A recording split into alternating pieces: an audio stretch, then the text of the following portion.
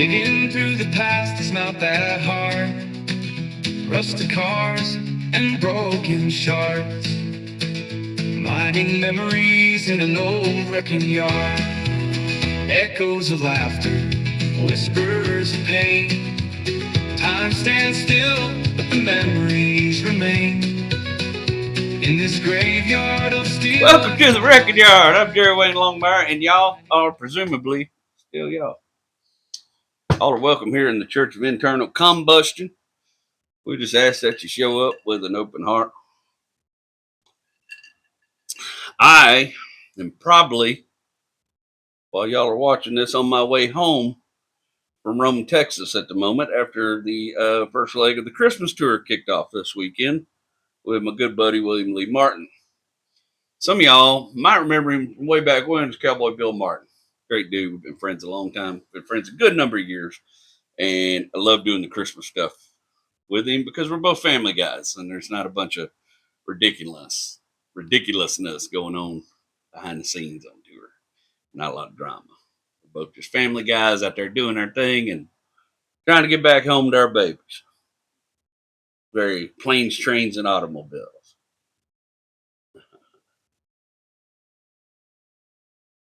Except I want to be Steve Martin. Just kidding. John Candy, of course, is the best. Today's journey is a fun one. It's first loves and adolescence, you know? Nothing too deep. Just a dumb kid in a beat up pickup truck he loved. You know? But it's also a little bit about wanting something other than what you got at the time. And I think most of us are guilty of that. God knows I have been a great number of years, most of my life. First, let's thank our sponsors for bringing the Wrecking Yard podcast to fruition today. Blair Moore, our good friend. He's a gearhead. He's a fantastic artist, and he creates stunning lamps and bookends and whatnot out of old motorcycle parts. I love what he's doing. And, you know, if you've been tuned in for a while, you know he made me this beautiful pair of piston bookends out of old Yamaha 750, which is near and dear to my heart. You've heard plenty about it. His shop is called Motomancers, and it's on Etsy. Here's the name. I'll put that right here. But for you guys listening at home, Motomancers on Etsy. He has some really cool stuff. It's Christmas time. Maybe go in there, look for something special for that somebody special in your life right now. And just check out his shop. Also, our good friends, Everyone Racers podcast. Podcast about all forms of endurance racing for friends, often teammates. Get in there and chop it up about all kinds of amateur endurance racing. And I love it. It's become one of my favorites on long drives. And this week, they're doing a very special episode that many of you should probably tune into because they're doing their annual Gearhead gift giving guide. And these guys, they're not Amazon affiliates or endorsed by anyone. They're all items that they've gathered, bought, and talked about. And there's some cool stuff. They sent me the list too, so I could check it out. And there's some cool stuff on there. I got some ideas, you know, or at least some ideas to push in front of sweet, sweet Rachel. You know what I mean? Just a little, oh, look at that, baby. You ever seen one of them? That looks cool. But make sure you check those guys out, the Everyone Racers podcast. All right, that ought to do it. I'm going to tell y'all about a little something I bought. This isn't an ad. They're not paying me. I don't have an affiliate deal for it. But I had to work on Rachel's Cadillac this week, and I went to get the front wheels off the Cadillac, and lo and behold, me and my 200-something pounds and cheater bar could not get the wheel lugs loose. And I used to have a really good half-inch impact, and honestly, when I sold all my business stuff, it was in one of those lots of things that got sold, and I just didn't care. It was really old. It was an old Mac Tools impact I'd had for a long time, and it was beat to piss, and I'd have to rebuild it about every year. So, but I've been hearing over the years all the buzz about electric impacts, you know, and I used, you know, impact like Ryobi impact stuff when I was doing construction, but now, you know, everybody makes a little half-inch impact and break a wheel lug nut loose. And I knew I needed something strong, but I didn't want to spend a lot of money. So I went on Amazon and I found, I'm sure it's some Asian knockoff brand. It's called Protmex. something like that. $100. Came with 2 batteries, a set of impact sockets, or what they claim was impact sockets, and supposedly produces 900 foot-pounds of torque. Let me tell you, it yanked them wheels right off that Cadillac. I literally just got done doing the brakes on Cadillac uh, just a few minutes ago. And this little booger's kind of badass, man. I ain't gonna lie. I mean, if you're doing this shit every day for a living, no, you don't want to buy some knockoff brand. But if you're just, you're just a homebody like me that every once in a while needs to yank the wheels off your car, $100, you can't go wrong. Just telling you, this little booger. I don't know what all the dude at the tire shop used to put them wheels on, but it undid it. I will say, sockets not so good. I don't know if you can see how mushroomed. Hold that up. That was undoing his handiwork. Mushroomed the piss out of that socket. So I think I'm just gonna go get on the internet, order me a good set of impact sockets from a reputable maker, because this thing stretched out like a pair of my underbreeches. Ain't worth a damn. Maybe somebody just over torqued the piss out of lug nuts. That's my theory. Whew. You know how it is. You're trying to I got to go out of town early in the morning. I got to drive up and meet William Lee Martin, and we got to finalize the show and rehearse all that stuff. We're doing some song numbers, and even this eye. I just left my glasses and put my contacts in for this. That was a foolish move. Anyway, today has been filled with all the things I needed to do for the last week. And I'm sure if you're a father or husband and has to travel for work, you know what I'm talking about. It's that last day before you travel. You got to do brakes on her car, and you got to do brakes on your car, and you also got to test wheel sensors on the car. And then, you got to do laundry and go through all your crap, make sure you got all your stuff together to be out of town. You got to check things out around the house, make sure in case it gets cold, whatever, things are taken care of. You know how it is.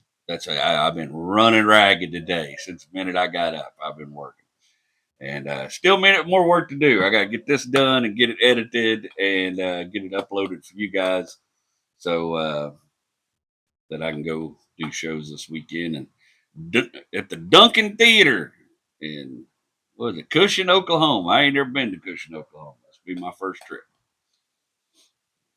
So it's been one of those kind of. I wish y'all would have seen my wife out here fussing over me just now, because Rachel knew I was coming out here to record. She's like, "Your shirt's on inside out. And there's grease all over your shirt. There's grease all over your fingernails." And I'm like, "Yeah, they don't give a shit. I promise you, they don't. I bet cash money, half of them listening got grease under their fingernails right now.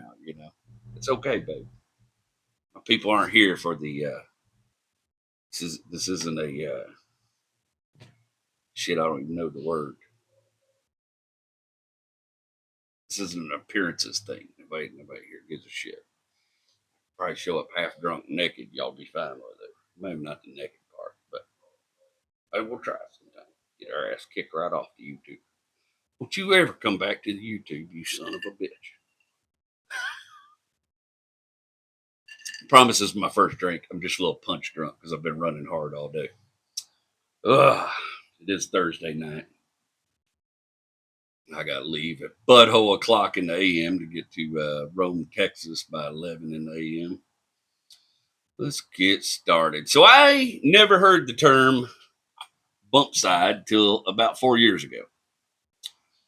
Certainly never heard of a bump side Ford referred to as a fifth gen, though both things remain true descriptors for a 1967 to 72 Ford pickup. I think folks get too hung up on all that shit sometimes. And usually these terms get bastardized anyways over time because people don't use them right. OBS, if you really know, OBS was originally just Ford 1-ton trucks. And it was just for a very specific year models of Ford 1-ton trucks that kept the old body style as the light duty trucks moved into the 10th gen, the newer body style. That's all OBS. That's all OBS referred to in the beginning. It was mechanic speak, and it was just about these specific trucks. And then that came to mean just about every kind of brick nose and arrow nose Ford truck. And then it's nowadays I hear people refer to GMT 400s as OBS, which is the wildest shit to me because the term never had anything to do with the damn GM. I use some of the gin and some of the nickname terminology in astrology because a lot of the young crowd, that's all they know. They don't. This is what they grew up with, and so it helps me relate to these guys, and it helps them understand what I'm talking about. But it does kind of drive me crazy sometimes. I'm a year model guy. Tell me your year model. That's all I need to know. A 1968 Ford. It's not the way it is now. Is not the way it was, and we all know this. Yeah, if you go buy a you can probably buy any year model of a 12th gen Chevrolet pickup, and you're somewhere. I mean, a 12th gen Ford pickup, you kind of vaguely the same pickup for most of those years. But in the 60s and 70s, 50s, 40s, going back farther, even in the 80s, 1967, a 1968 Ford, and a 1972 Ford are not the same truck. They're just not. Even though a lot of the parts interchange, they're going to be wildly different trucks. This is back when car manufacturers were really trying to win us over individually every year, and a single year model change could bring a lot of different value. My truck in particular was a 1972 Ford F100 long bed with a 360 FE and a Saginaw 3-speed on the column and an Explorer trim package. And the Explorer trim packages are kind of wild. Let me pull up some of my research information here because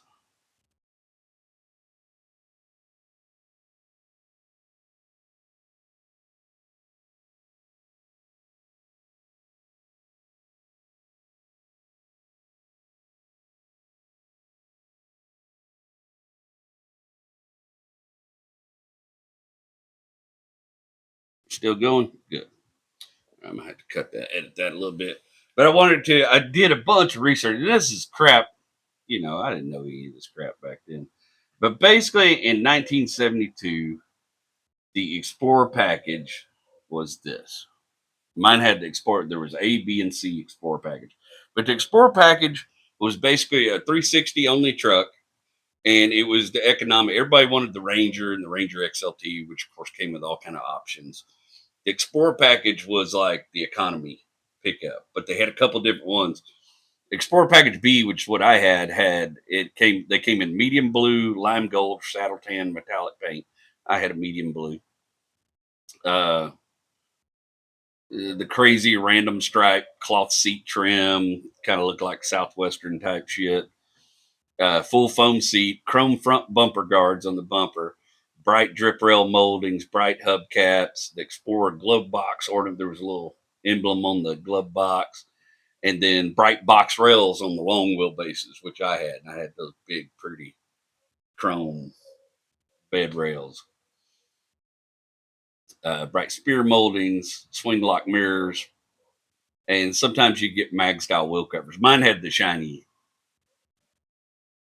at one point. It didn't have it when I got it, but it also had the Explorer emblem on the bed.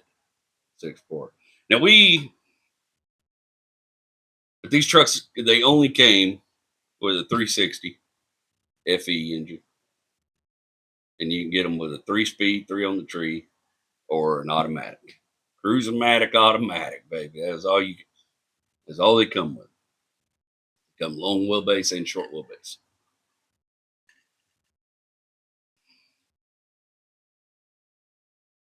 Mine, long wheelbase, 3 on the tree, Saginaw.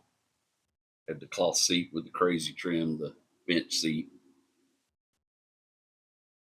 Now, I didn't know any of this stuff about the Explorer package or anything, because there wasn't a lot of internet in 1996. I don't know if y'all remember, but in 1995, 1996, wasn't a whole lot of internet. You could do some AOL emails, and that was about the gist of the shit.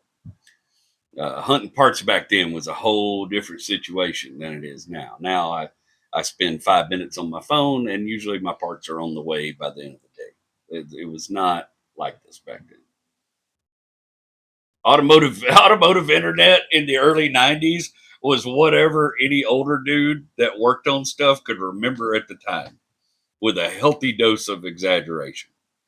You got a lot of bad info back then. There's still every once in a while some of the older cats come on my Facebook page and they start saying stuff, and I'm like, I remember when everybody thought that was true, and that's absolutely not true. You'll hear some of them old myths every now and then. I do know there was a lot of 72 Ford Explorers in East Texas because the oil field was buying them as fleet service vehicles.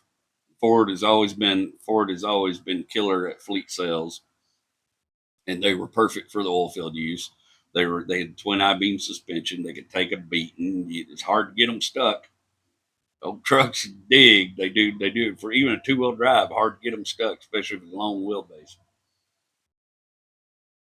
Almost all of them were medium blue. I mean, there were junkyards that had them with the 360 and the three on the tree. It was a really common, super, super common truck in East Texas. In fact, there was a whole bunch of them that when me and my dad were looking for parts later on in wrecking yards, there was a whole bunch of them that were set up to run propane, had propane tanks in the bed. Mine had the cool gas tank right behind the seat where you could hear it sloshing, and also know that quite possibly going to die at an impact. Although I never did, because I'm right here. Uncle Bobby, when he was younger, he worked as a service hand for a little oil field company. And the truck I ended up with actually belonged to his boss, Pat Wilson. And when the company decided to turn their fleet over, Uncle Bobby really liked that blue Ford truck. They came with dual exhaust from the factory. They were kind of loud. And, 360 is kind of a big block.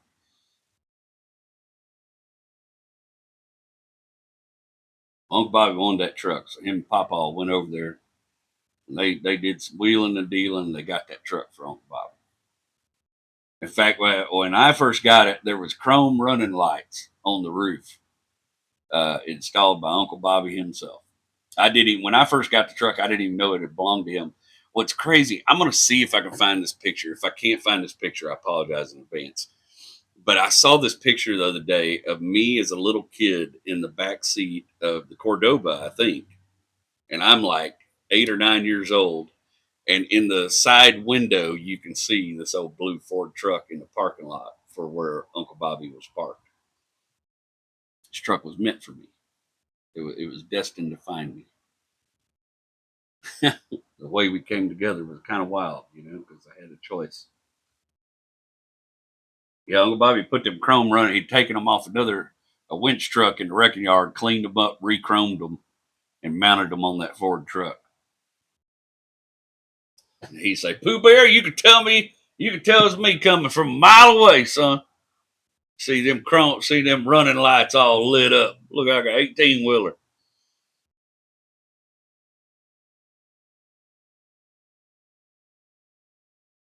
Now, I come about the truck. I've told y'all a little bit about my 14-year-old when I turned 15 summer with Shane and everything. That's also the year that this truck became a real reality. So Uncle Larry gave me that Volkswagen, but me and my dad both knew that was going to take a lot of time and money before that was ever something I was going to be able to drive. It was just pretty much a shell. I was starting from scratch on that. And this is when my dad really started traveling a lot. He was working overseas in Indonesia for months at a time for Bekazi Metals. And so he would be stuck over in Jakarta for 3 or 4 months at a time. And communication wasn't what it is now. I mean, back then we rarely got to talk to him, and only for a few minutes at a time because phone calls are so expensive. And email just sucked back then. It just wasn't really, I don't know. My mom had this stuff called prodigy.net. And prodigy.net was my mom would spend 30 minutes typing a very long message and then hook up to the phone and bleep, bleep, bleep. Bleep, bleep, bleep. Bing, bing, bing, bong. Connect to the internet after about 15 minutes of that. Then another 15 minutes to send the email. And then when it got done, it gave you a big whoosh. And then, like an hour later, my Aunt Paula in Florida would bling, bling, bling, bling, bling, bling, log into the phone and spend 15 minutes, get logged on to prodigy.net, and then download the email, which took another 15, 20 minutes, then read the email, and then type her own very long winded email back to mama. And this would go on and so forth. And that's about all everybody was doing on the internet at that time. It was kind of stupid. We literally, when you see old shows, people are like, computers are a fad. There's a reason people thought that shit. It was not great in the beginning. I grew up in that time period where it became something real that you could actually use to go about your daily, to the point we are now where we pretty much exist, uh, thankfully, to help from the internet. But in the early days, aside from some bulletin boards and the occasional IRC chat, well, I missed that up. Besides the occasional IRC chat room and whatnot, it was not great. It was not great. In fact, I can remember my mom sending one of them emails and then calling Aunt Paula to talk to her about the email that she sent her, and waiting 30 minutes on the phone with Aunt Paula for her to get the email, and them giggling about it, and then Aunt Paula sending her one back and calling her back so they could talk about it. It was ridiculous.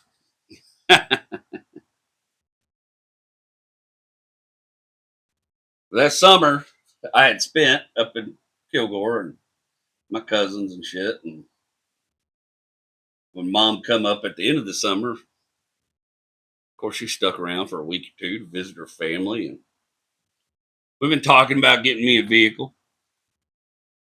Parents were going to let me borrow some money. I was going to have to pay it back. They were going to let me borrow some money up front, and I had a little bit of money saved up from gifts and stuff like that, but I didn't have a job yet.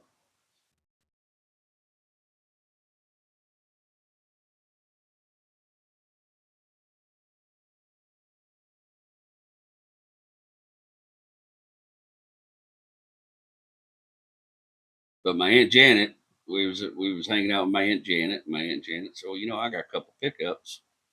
Jerry Wayne wants one of them pickups. I'll sell you one of them pickups." My mom always liked helping out her family, putting money in her family's pocket when she could. And, you'd rather spend money with family and friends than anybody else. Hell, I would. And with an exception, I quit at some point doing contract work for friends and family because it's just messy and it's a pain. But sorry, damn mosquitoes ate me up while I was working. It's weird. Like mosquitoes in December eat me up while I was out there working on that damn Cadillac, damn Mazda.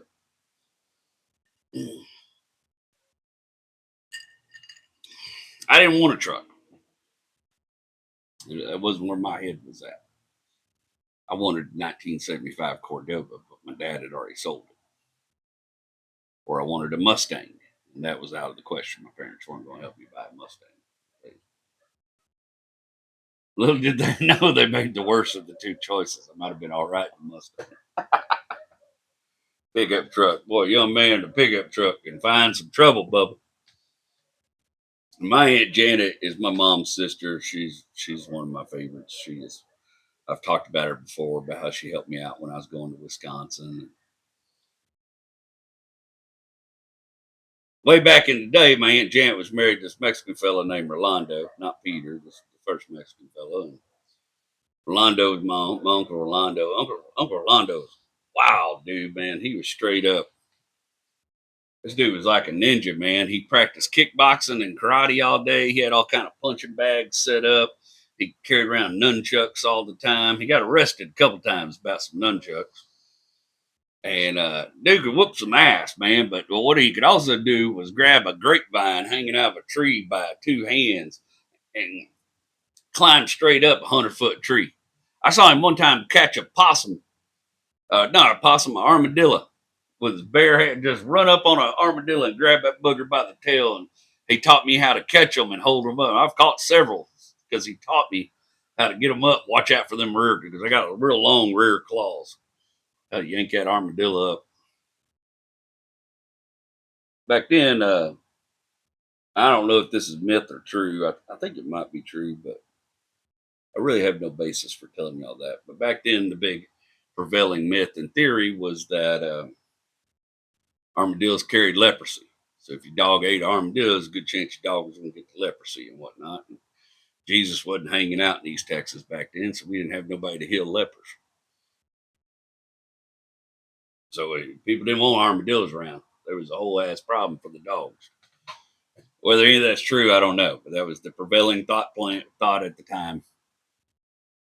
Uncle Rondo was cool, though. I mean, he was, not a good father or husband, but he was cool to a 15-year-old kid because he could do a lot of cool shit. Him and Aunt Janet split up because of his failures in just about every other metric and went their separate ways. But at some point in their time together, he had bought that truck from Uncle Bobby. I didn't know it. And me and my Aunt Janet, we're tight. And like when we see each other, it's just she's a person, man. She pulled me off a dude one time that I just wanted to beat the piss out of. And I still don't know where she got the strength to pick me up and tow me backwards, but she sure did. She's always stuck her neck out for me. I have a great deal of affectation. I don't have a lot to do with that side of the family as far as Granny's concerned, but Aunt Janet, she's a real one, you know.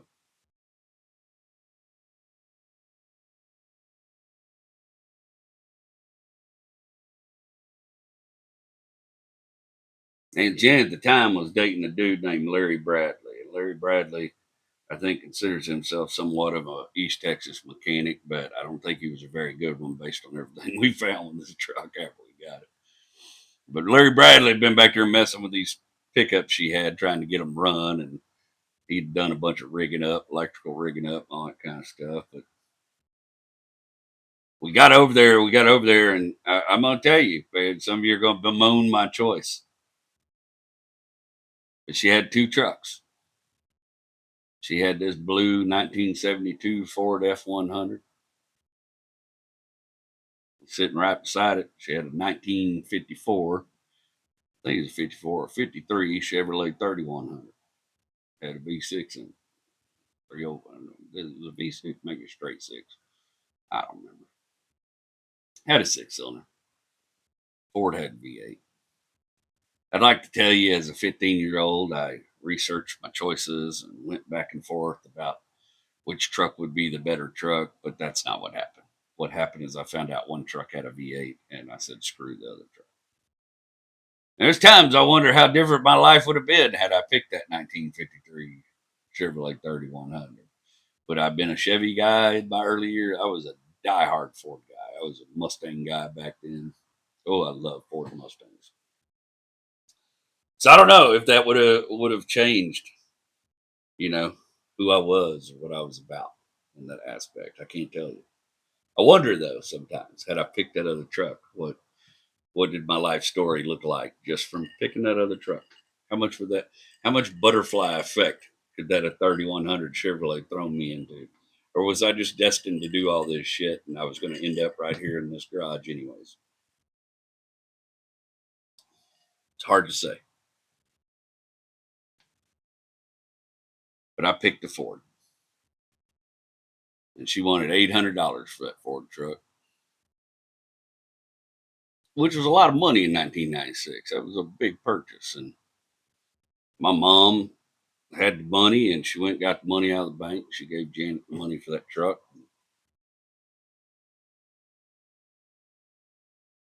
Told me it needed a battery. So we went and bought a battery from the AutoZone. I put a battery on it, and sure enough, the old booger fired up. But boy, it run like shit. Also, I did know how to drive a standard at the time, but I'd never seen a three on the tree. I had no clue what the hell was happening. I started moving that thing around, putting the clutch in things, and the jerk was jerking this way and that. And Aunt Janet had to come out there and tell me how a three on the tree worked because she drove a lot of them growing up in the wrecking yard. Her mama told me how it worked. Mama had an old Ford at one time that had a three on the tree. A Ford station wagon had three on the tree. So they come out there and these two ladies come out there and taught me how to drive my new truck. Boy, it'd been sitting in the woods behind Aunt Janet's house. It's coated in pine needles. The bed had crap in it that deep. Wasn't much to look at. Boy, I was psyched. I can't. I wish ever again a car made me as excited as I was about that truck. I don't know that a car will ever. Yeah, I think maybe that's just a first time thing. You know, maybe it's just your virginity. Maybe you just get one of them. I mean, I've had cars excite me, turn me on, make me think maybe I should make some moves to get one of these cars or whatever. But nothing like I was about that truck when it became mine. Of course, it didn't have no registration tags on it. Everything was expired. Uh, Mom said, "What we need to do," she had talked to Daddy, not for. Of course, Daddy was throwing a fit. She bought this truck without talking to him about it and looking at it, letting him look at it first, because he probably knew, it's like anything I buy for my kids, it's going to fall on me to do it. I mean, I sure thought I knew everything at 15, but I didn't know shit.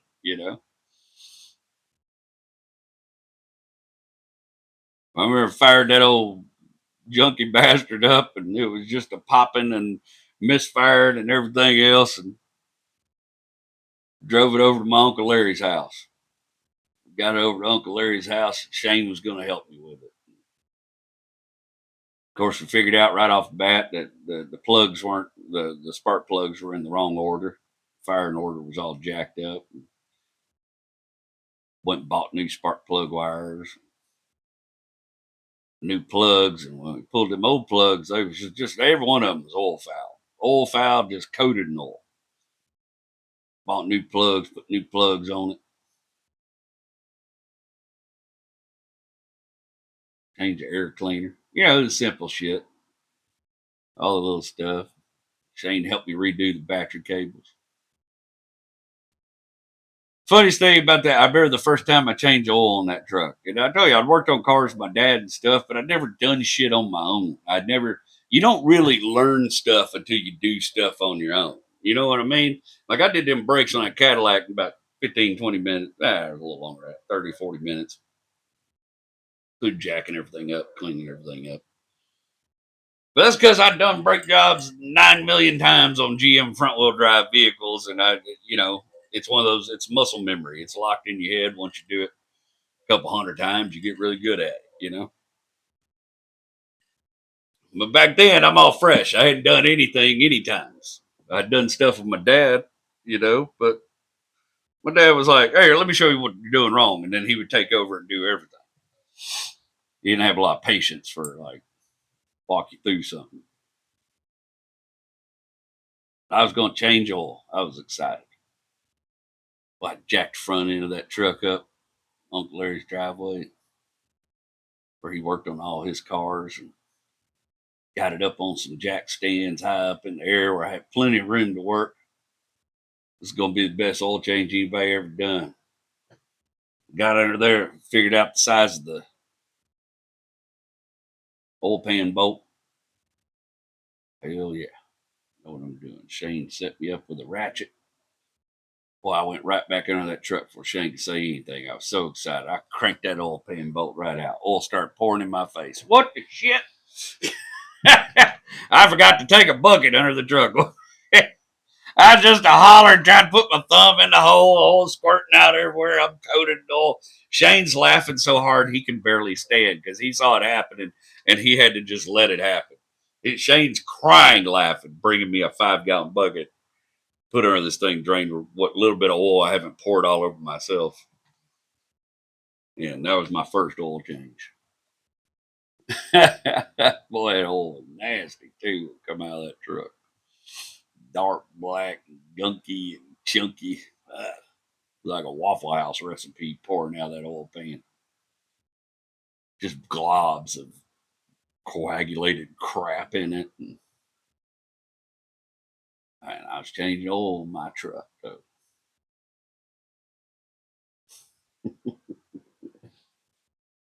I changed it all over myself. There's nothing worse than a kid thinks he knows everything. can't, can't, can few things do the damage that a kid that thinks he knows everything can.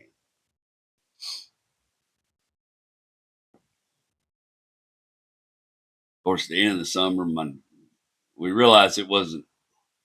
My mom didn't feel comfortable me driving it home, and the brakes were sketchy to say the least.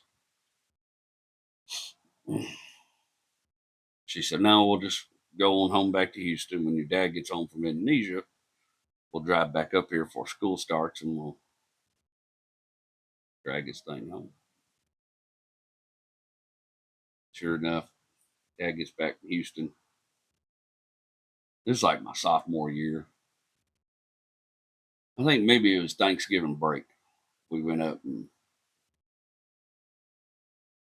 well, dad just shook his head and he looked at that truck. Shit, did you get me into, Sherry K? He wasn't happy. What the shit did you get me into? He wasn't my dad was not a Ford guy. He's a Mopar man, Mopar, no car. He liked Mopar. That was his shit. He didn't give a shit about a Ford. This wasn't his preference, you know. I always think that my dad, his dad, Papa Lomeyer, was a Ford man through and through to the end of his days. Papa Lomeyer, after a certain point, after the late 80s, never drove anything but a Ford. He was a Ford man.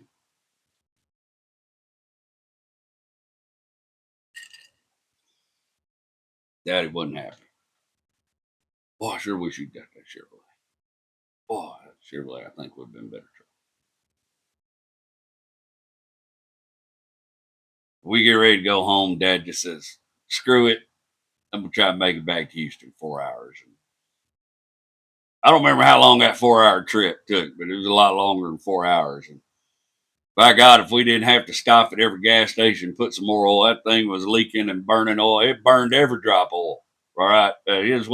This thing burned every drop of oil. It burned all the drops of oil. That thing was burning oil and leaking it just as fast as you could put it in.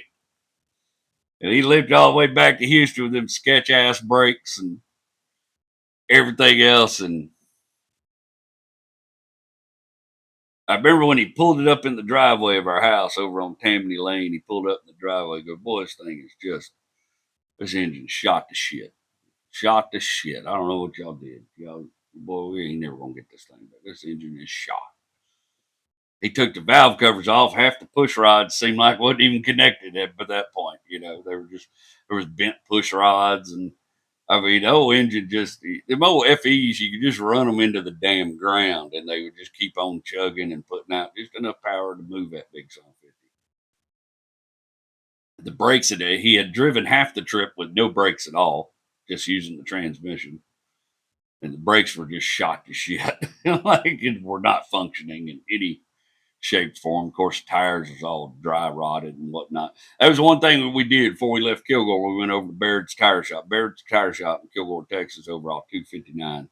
It ain't there no more, but that used to be the best place in the world to get your used tires. And we got it inspected. We got it inspected. That was the one thing that held us up on the inspection. The brakes were still working good enough to get it inspected at that point, but I was missing a couple lug nuts. Me and Dad run over to AutoZone, bought some mismatched lug nuts, and the old Mr. Bear went ahead and gave us a damn inspection for it. They transferred the title up in Kilgore because my mom's cousin Brenda Hunt at the time, Brenda Butler, worked at the DMV in Kilgore. And she could make shit happen for us. She got that title switched over for us real nice and quick. And he limped that thing back to Houston. I still to this day wonder how he got that truck all the way back to Houston. That thing was, I mean, there was so much oil dripping out of the exhaust pipes, and the exhaust had holes in it from front to back. I mean, just the thing had just been sitting in the woods and just dogged out.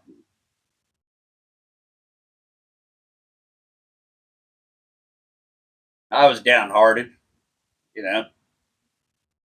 Ooh, sorry, itching. I was downhearted. Your kid, your bubble just got popped.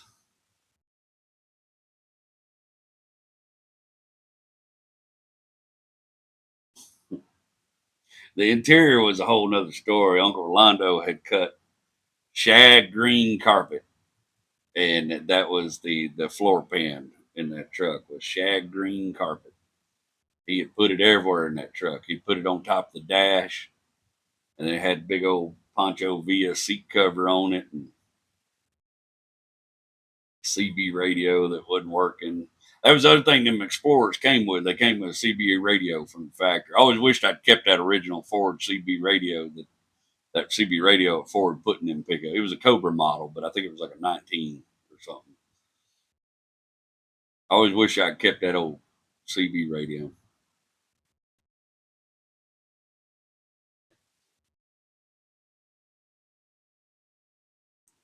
That thing was trash.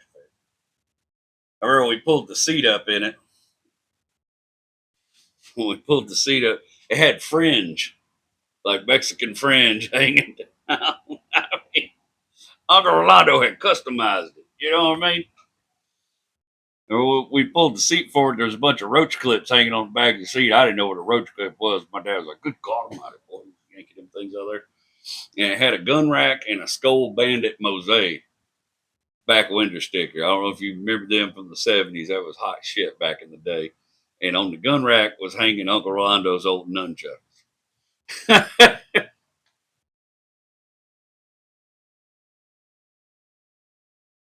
I realized I was going to have to get a job. But I'd been chomping at the bit to get a job. My parents told me as long as you keep your grades up, you can go find you a job. I don't even remember how I found the job. I was just driving up and down Westheimer in my mom's car. No, my mom was driving. My mom was driving me up and down Westheimer. We were just looking for places that said help wanted. There was this joint on Westheimer back in the day. I don't remember exactly where it was at. Probably a little closer to Kirkwood, maybe. Maybe it was a little farther out than that. But it's called Gill's Barbecue. And that was one of the places we stopped. He had a help wanted sign. He was looking for a busboy that he could teach how to cut meat. That's probably where my love of barbecue began. Oh, Gil was a Vietnamese dude. He'd worked at Shell Oil. He was a chemical engineer, worked at Shell Oil for many years, made him a bunch of money, and then decided he wanted to start his own barbecue joint. But it was traditional Texas pit style barbecue.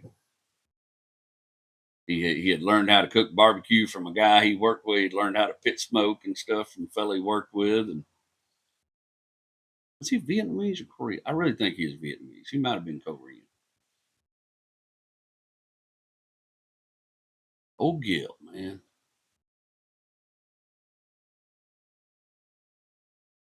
He had this sauce that was out of this world, man. He hired me for whatever damn reason.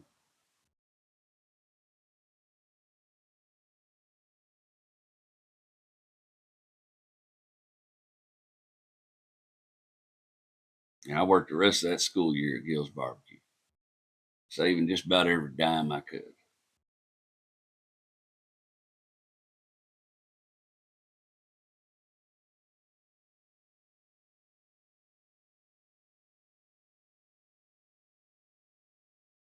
Oh, that's a struggle when you're a kid. I was probably making about $100 a week, on a good week. Because of school I could only work about 20 hours, and whoo, I washed all the dishes, I cleared all the tables, and then sometimes if Gil taught me to run the register, I'd run the register, and then Gil, he had an older dude named Gabriel work for him, and Gabriel started teaching me how to cut meat. And I really wish I remember everything. I was pretty good at it back then. I ain't worked a damn at it now, but I wish I remembered everything old Gabriel taught me, because boy, Gabriel could slice up some brisket quick, fast, and in a jiffy. And his chopped beef was out of this world. I worked my ass off for Gil. Gil worked me like a dog, but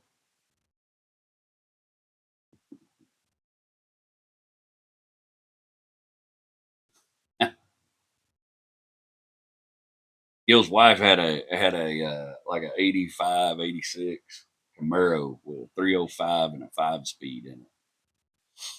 And the speedometer wasn't working in it. And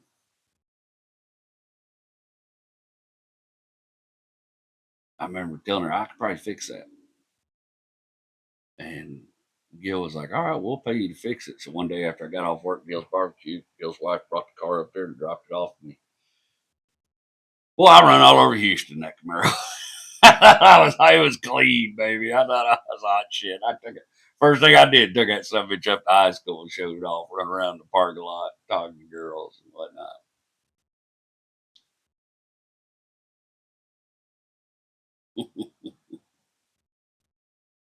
Then I went over to the Chevrolet house that was closest to us.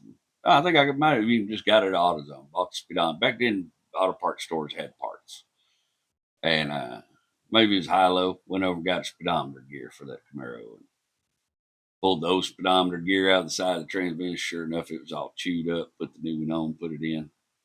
After I'd had the car about 6 or 7 hours.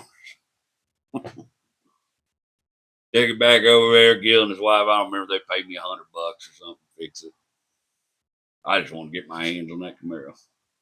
I thought I knew some shit back then.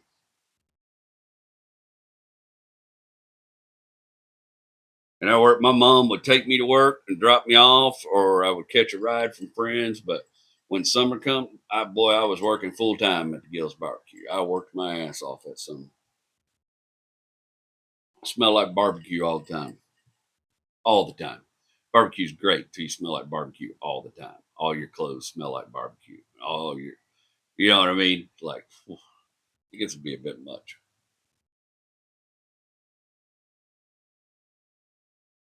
But it smelled like smoking barbecue.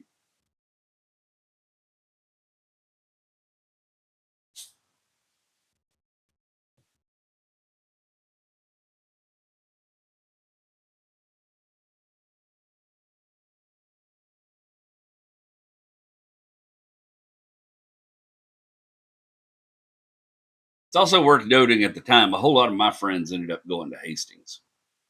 I told y'all about the two high schools, and I ended up going to Elsick, and I didn't have a lot of friends at Elsick besides Melissa. Melissa was my little puppy love.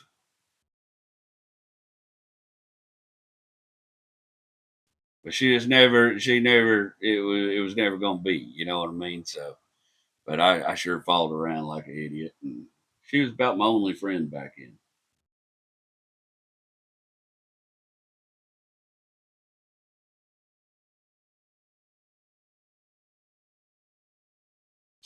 I worked that whole summer.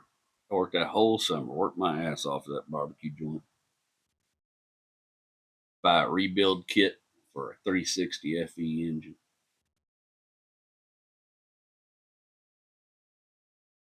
And I already had a little debt.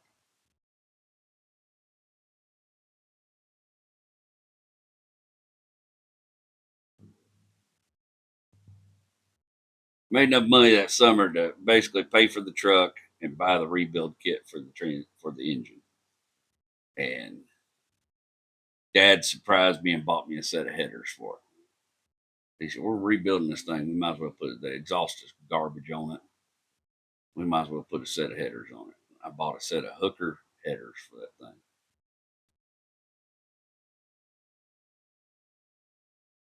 And towards the end of that summer, that was every time I was off work and Dad was off work, we were out there under the hood of that truck.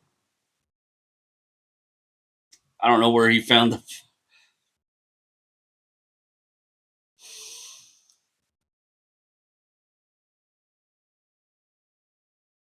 God, I wasted a lot of my life mad at him about shit. I don't know where he found the energy.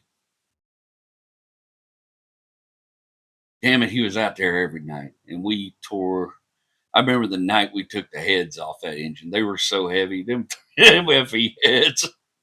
Boy, how about that weigh a metric ton a piece? And my dad was so lanky back then, he climbed right up in the underneath the hood of that truck and pulled him. Ah, why is it making me cry? Sorry, Jesus.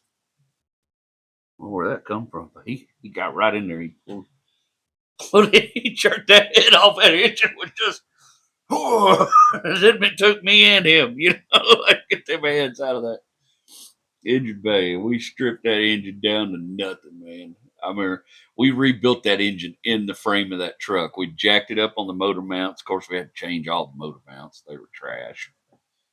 And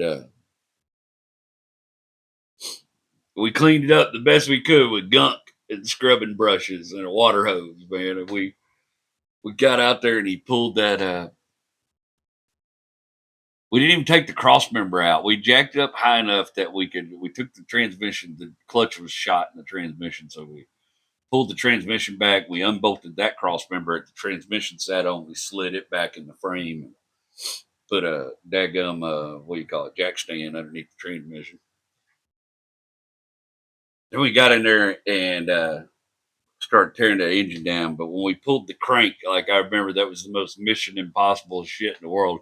Getting that, the crank, it is a big old crank, and getting that crank out of that engine without scratching it or jacking it up on the cross member and everything. And of course, my dad was slick. You know, he'd rebuilt a bunch of junkyard engines, and he knew all the tricks. He knew the minute you pull a piston rod, you mark it. You mark the orientation where it sat in the cylinder, just in case cylinder's ovaled a little bit. He knew we were going back with bare bot with that. We were just going back with a refresh kit, so we had to do the best we could. So he'd scratch out a number on every one of them. Number one piston. Pull that, point of NK, make a little indication on the top of the cylinder firing ring up on the block. This is the way this piston goes in here. This is the rod that goes with this piston. This is the way this rod was on this piston. This is the way this rod was on the crank. Marked all that shit. I remember at one point we had it all laid out in the garage on newspaper, and it was just like a exploded parts of an engine that were all there. And of course, one of the pistons was just beat to hell. None of them had any rings. The rings were all seized on them. I forgot to tell you, when he got that thing back to Houston, he started pulling the plugs. All the plugs was oil fouled. It was all oil fouled. And I drove it for a little bit like that. We put anti-foulers on them, and you know you get around a little bit with it. But boy, it run like shit. You know.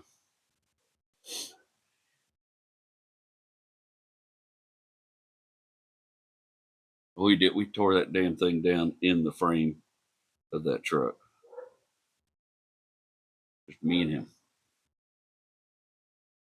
out there with a drop light, him hollering at me.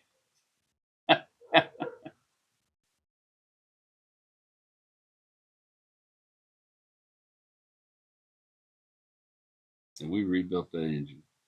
He showed me how to take garnet paper and clean up the crank.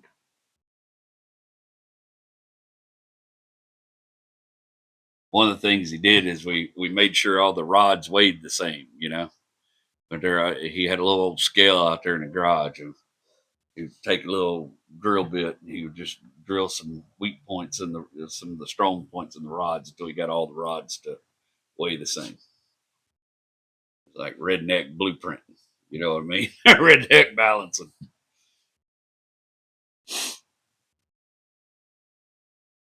Oh man was smart, man. He just, you know, you wasn't gonna tell him he couldn't do shit. I'm very Isaac. We went down. We got the rebuild kit from TRW. Boy, had the rod bearings, crank bearings, all the good, the piston rings, all the goodies. I can still remember sitting up in the engine compartment of that truck, honing them cylinders with my dad while he taught me how to hone them cylinders, working them up and down, up and down. And cylinders weren't oval too bad. Boy, engine was oil everywhere. That thing had been leaking oil in every different direction. We did, boy. We put it all back together. Boy. I don't know how many weeks we worked on it like that, but I can still remember what his hands looked like when he was dropping the pistons in. My job was to lay underneath with a little piece of a broomstick and keep the pistons, keep the rod from coming down and hitting the crank and scarring the crank or scarring, you know, doing any damage to the crank after we'd cleaned the crank up. It was my job, laying under the truck, keep that from happening.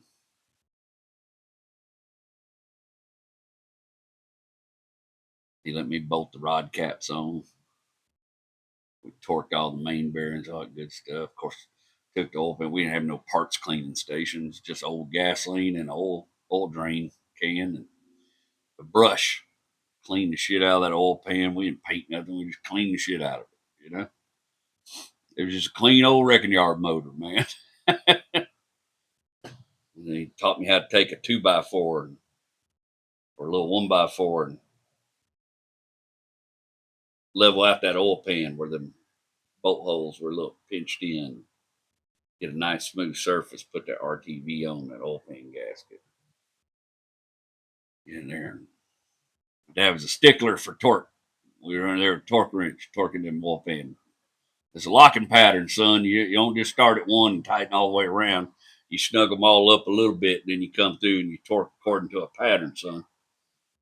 There's a reason things are written. There's a reason procedures are made, son. My dad made his entire career writing processes and procedures.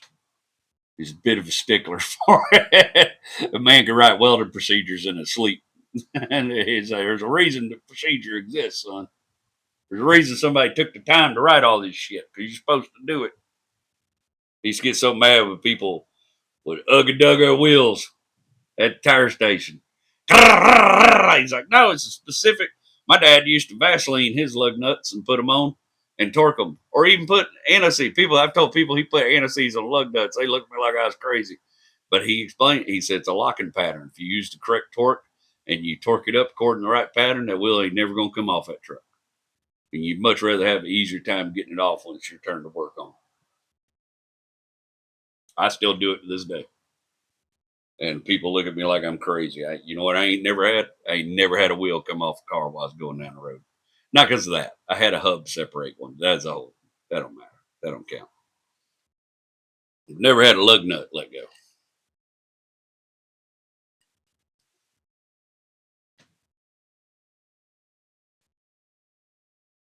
Yeah, but this is the thing I always tell people: is you can rebuild an engine, but the rest of the truck's wore out.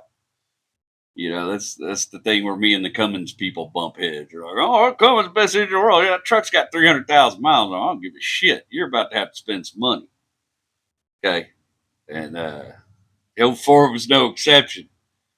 Worked all summer to basically rebuild the engine, but ran out of money by the time we got the exhaust.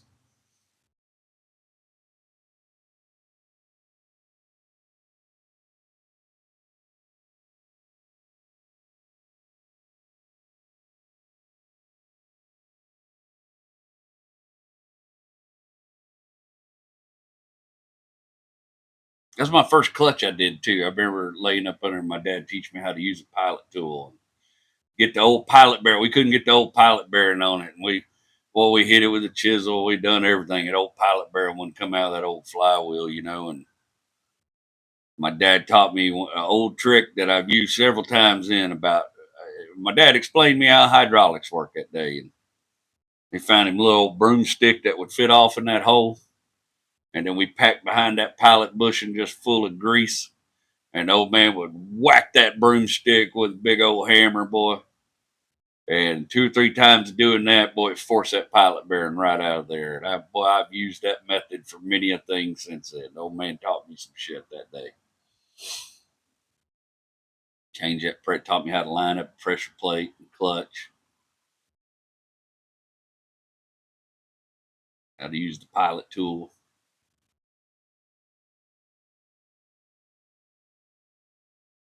I felt like I knew everything by that point. Put the transmission back in it, hooked the drive shaft. I think we had to put some U joints on. I mean, everything was just wore out on the old truck. He drained the oil out of the rear end. We filled it up with new gear oil. He told me then, he said, boy, you can't afford 9-inch rear end. You can't hurt it. You can't hurt it. I ain't worried about what pours out of this rear end. We're just going to reseal it and fill it back up. You can't hurt that rear end. That's the only thing on that truck that never failed was 9-inch rear end. Boy, you beat the piss out of it. It was fine.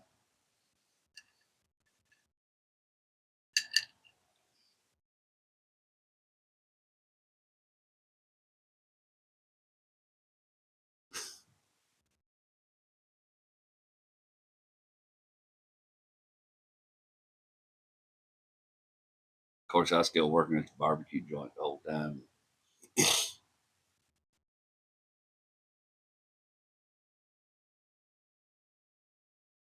Half time I come home from work, my dad would already be out there working on that truck.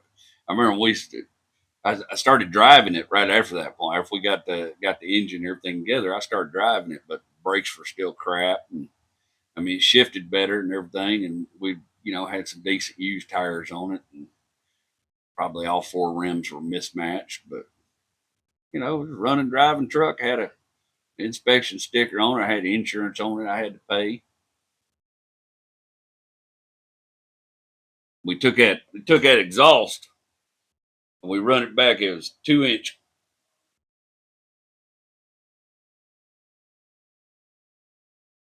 No, the collectors dropped it down from 3 inch to 2.5 inch. And then we just run 2.5 inch straight pipe to a set of 2.5 inch cherry bombs right under the cab. And then took those cherry bombs and straight piped them out just right about a foot behind the bed was all you had to do back then, and just dumped them. Boy, that's something. You rev that engine up. By God, boy, they didn't have to see you coming. They was gonna hear it. I can set every car alarm off in a mile, Bubba. I just rolled through a parking garage. All over the place, buddy. I used to love go under an overpass. Boy, that thing sounded good. I still love cherry bombs and glass packs, buddy. That was about the time Flowmaster started getting really popular, and everybody wanted Flowmaster mufflers. I like my old cherry bombs. Oh, Flowmaster mufflers give more horsepower. I don't give a shit. They sound stupid.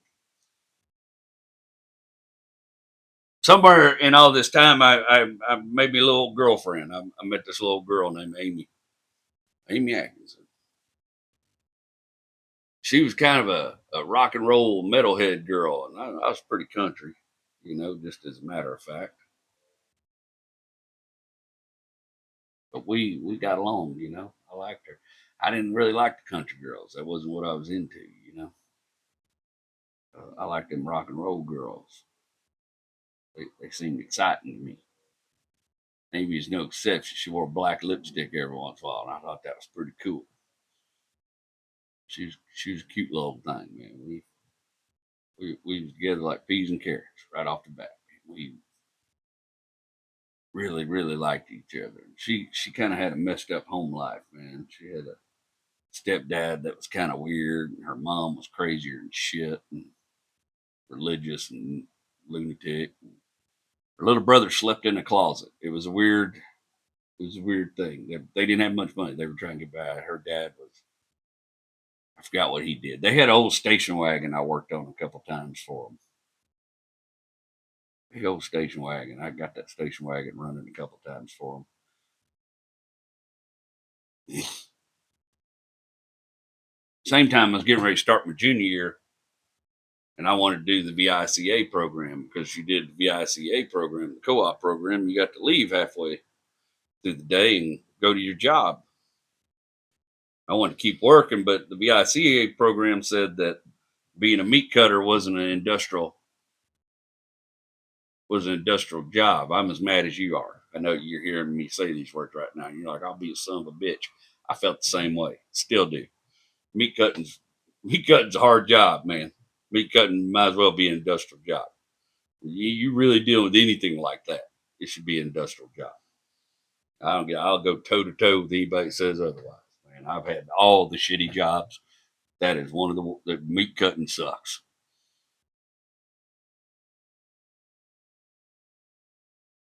Of course, Amy liked my little beat up truck, man. She had that bench seat. She could sit right beside me when I go pick her up, take her out for the night. And back then, buddy, I could take $25. Right, I worked during the week, had to get $25.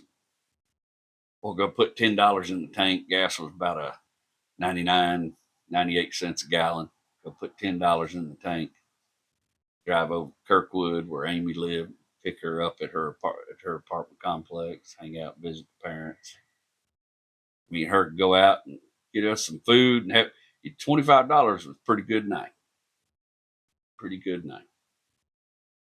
Go out, have some food, sneak a couple kisses, take her back to the house. Life was simple. You know, life was simple.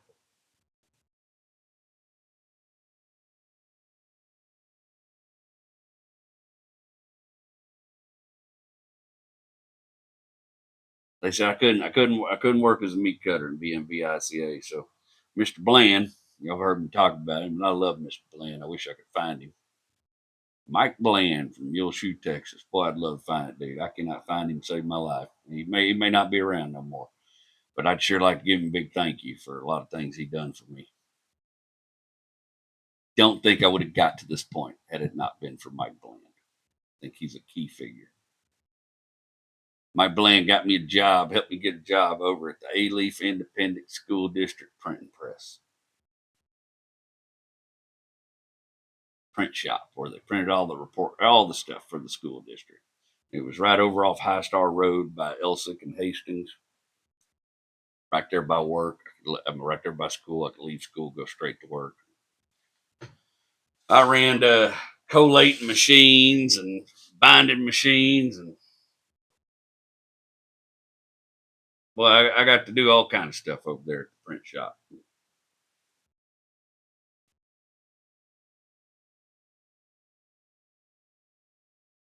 Print shop's the first place I ever worked. It was all women. It was all women from their late 20s to well, my boss Carol was in her 60s, and she'd read me the riot act about once a week. About them women didn't like it. Didn't like me. I don't think much.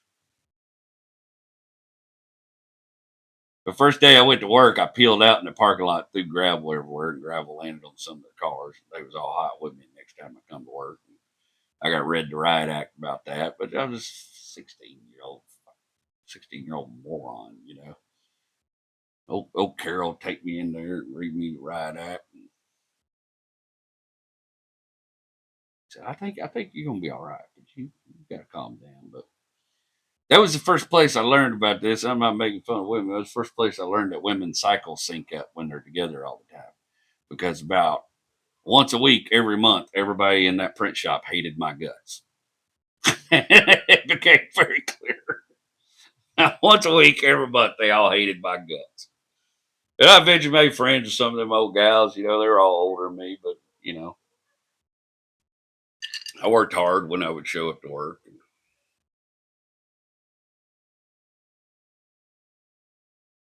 And I'm going to let y'all in on a secret. My grades were slipping. I was really struggling. They put me in a class called pre-algebra, and I couldn't get it. For the first time in my life, I couldn't get something.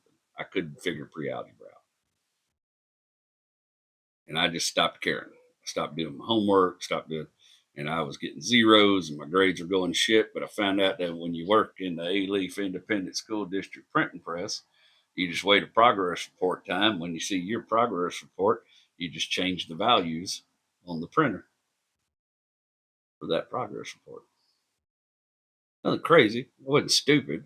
It was a B or a C. I'd get a little grief at home for having a B or C. You know, you need to get on this. Yada yada yada. I didn't like going to PE class. If you imagine, I'm a little lazy. I didn't like physical education. I didn't like people making fun of me because I was fat and I was already a chubby kid, and I didn't like that shit. So I didn't. I stopped going to those classes too, and I started getting incompletes and shit like that. I just fix it in the print shop. That went on some time.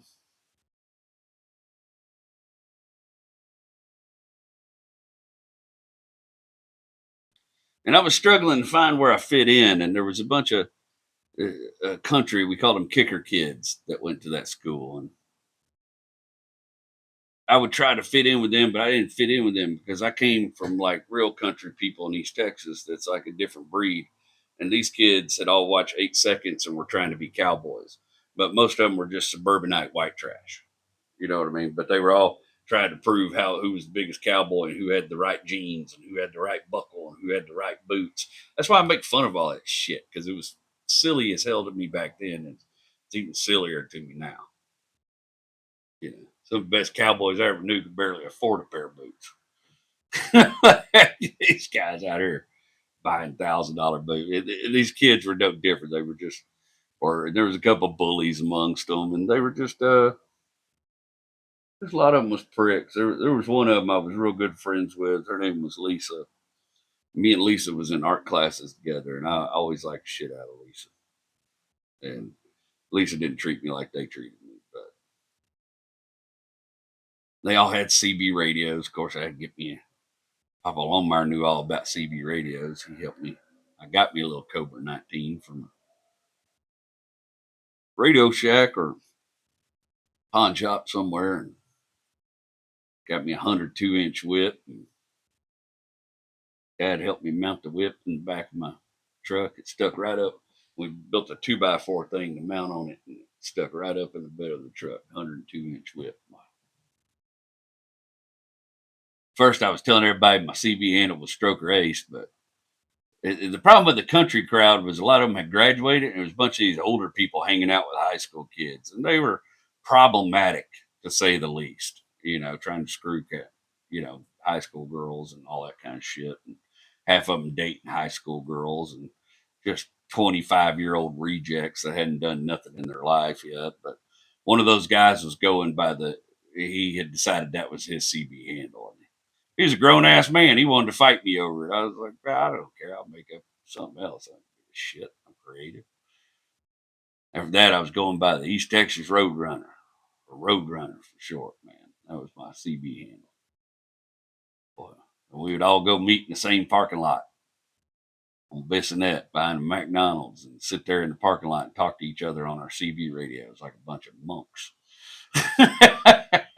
We're idiots, but we thought we was tough.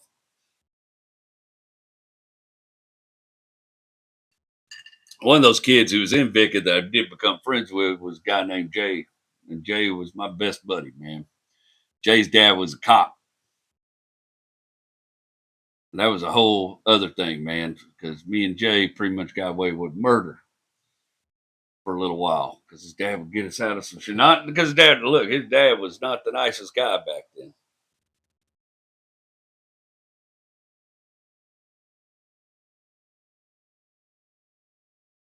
His dad had married a woman and he owned a duplex. And in one side of the duplex, his dad and him and his sister lived, and he was a sergeant, with the HPD.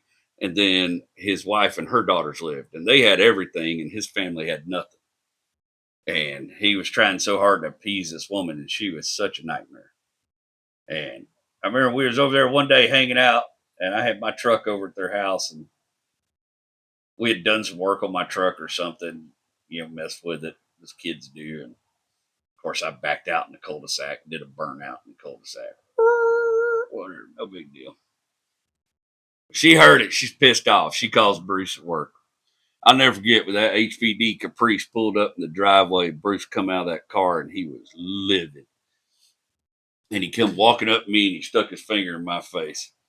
He said, I'm going to deal with you next after I kill this son of a bitch. And just grabbed Jay by the throat and picked. Jay was a big dude. Jay was over 6 foot tall. He was not no lightweight. Old Bruce grabbed him by the throat and just slammed him against the wall. It just went nuts on him. And I just jumped in my truck and left. It wasn't none of my business.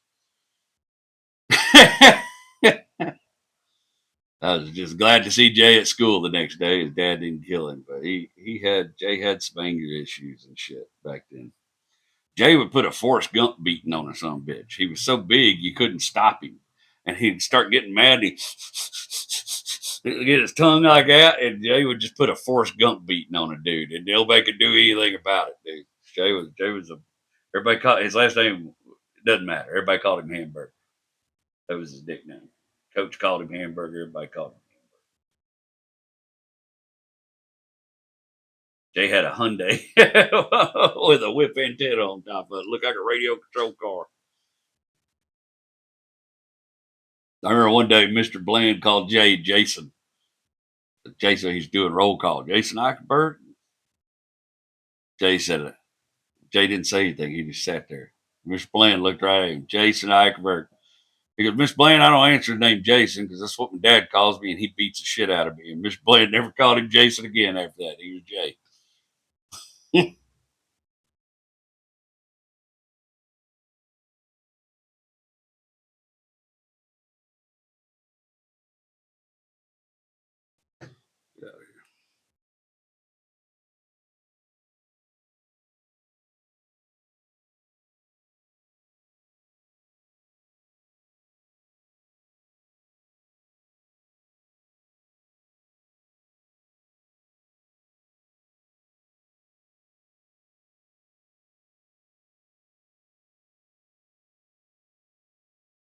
Around that time, that truck was always breaking down on me. There's a little old road by the high school called Snake Road, and that truck broke down on me on Snake Road one day. I was still a little naive about Houston. These three black dudes pulled up in a Nissan, got out like, "Oh, your truck broke down." I was like, "Yeah, it broke down." I was going to just try to push it off the side of the road. They said, "Well, let's help you." They helped me push it off on the side of the road. And I turned around and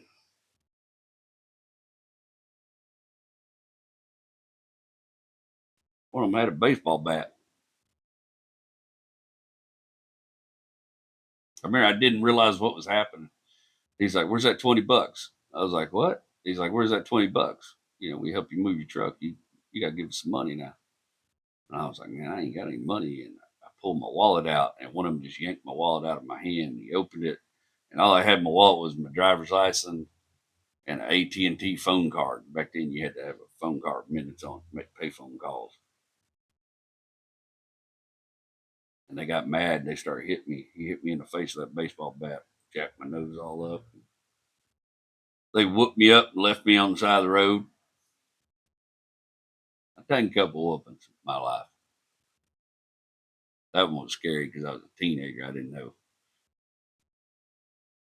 100% what had just went down.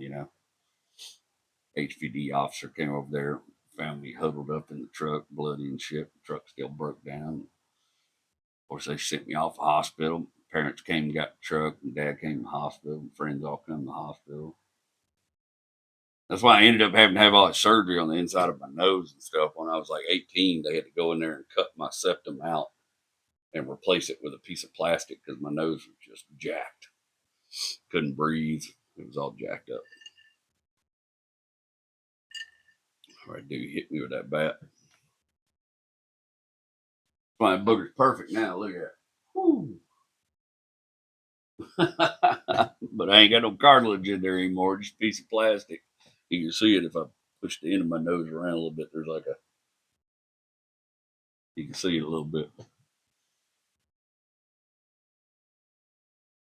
course, the hospital sends me home. It's right before Thanksgiving break.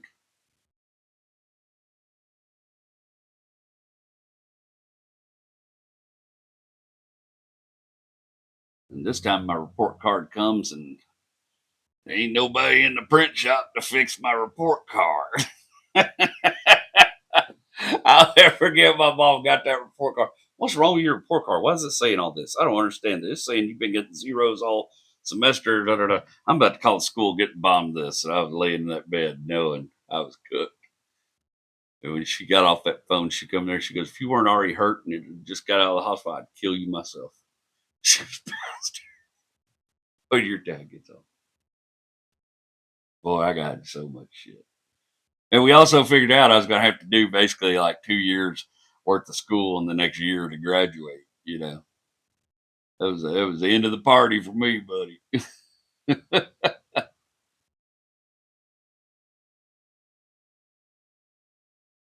course, I got fired from the print shop over it. My mom called the print shop. She was mad as hell. I got fired. When I got better, it wasn't long. I got better. I ended up going to work for another lady named Edwina Marcotte, and Edwina was real good to me. Edwina taught me how to run an AB Dick 360 print and press. She had a little print shop over in A-Leaf, over off Bel Air. She had a little print shop, Premier Graphics. She taught me how to do the typeset and all that good stuff, and set up the press and run the press and do some, very back then we were running a new print shop. Was the program doing wedding invitations, all that sort of stuff. And I didn't work there very long. She had to sell the shop because well, if you know anything about history, printing presses went out of business around that time. I had learned a really good skill that was going to be completely useless. Not the first time in my life. I mean, not the last time in my life. That I spent a long time learning a really cool skill to find out it was obsolete. That was my first taste of just because you got a job don't mean you're always going to have a job. Your jobs have disappeared, bro. If you're a truck driver right now, you ain't trying to figure out another way to make money, buddy. I think you are hurting yourself. I think I would sure be studying in the evening trying to figure out another way to make some money. Sometimes jobs just go away. And you know, one hand you can sit over there and go, there ain't no way they can replace everything that I do. And I don't even disagree with you, but boy, sure a lot of dudes got stuck out doing that. And in fact, Jay helped me get a job at AutoZone. And for whatever reason, you could sell parts, and that was an industrial job, I guess, because you were touching car parts. Somehow that was more an industrial job than cutting meat. I'm still pissed about that, if you can't tell. Jay's dad was into cars. He was always buying project cars. Jay's dad had a Yugo painted up like the A-Team one time and a matching van that went with it. He had some weird shit. But one of these things, his dad wheeled and dealed and bought this 1974 F-250 crew cab. And Jay was driving. That crew cab was done. It was a beautiful truck. Had a 390 in it. Yeah, it was a good looking truck, man. And all the while, my truck was falling apart all over the place. I remember one day I was over at Jay's house, went to leave, and the throttle cable broke.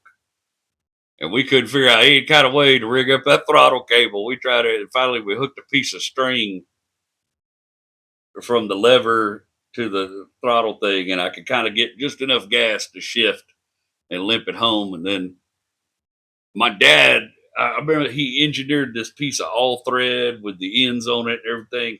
He like built me a throttle.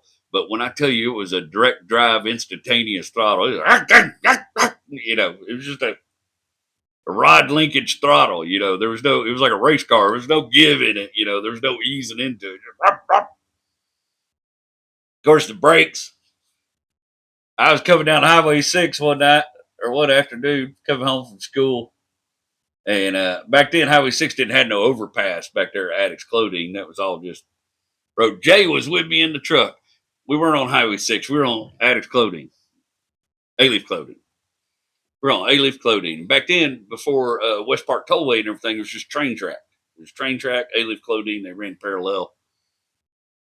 Out there about where Albright Middle School is, and on both sides of A-Leaf Clothing was big old ditch, big old drainage ditch. And over here's railroad tracks. Over here's the houses.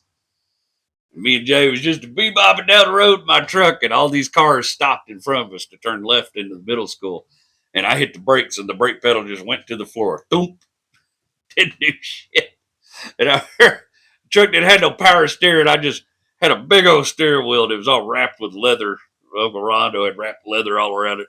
And I just wrecked that steering wheel, boy, and whoo, off in the ditch.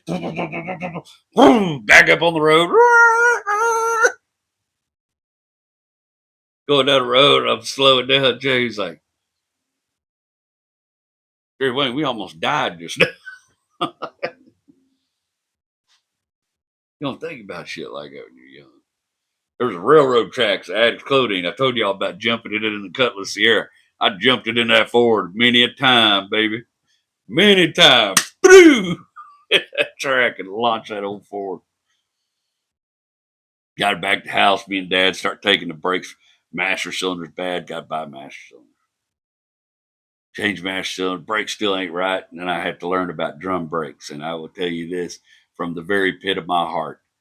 Whoever invented drum brakes could kiss my ass. That is the worst.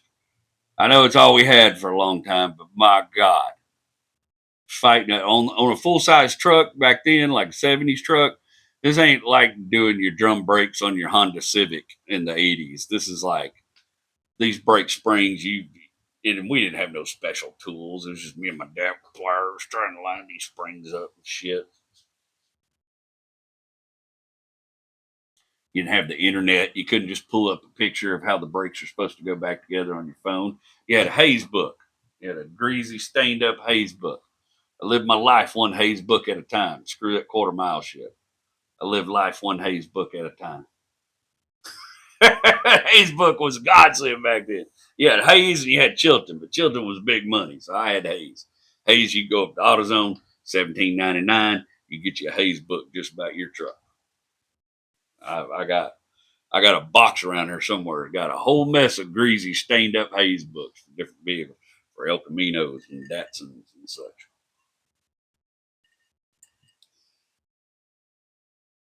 Of course, we took the brakes apart, figured out Uncle Rolando at some point couldn't find the brake parts he needed. So he went and took the front drums off of Lincoln and put them on the front of the truck. Of course, we couldn't find brake shoes to fit that. So me and Dad, back then, you had to get up Saturday morning and get on the telephone and the yellow pages. And you start calling all the junkyards, see what they got. You got any trucks like this? You got any trucks like this?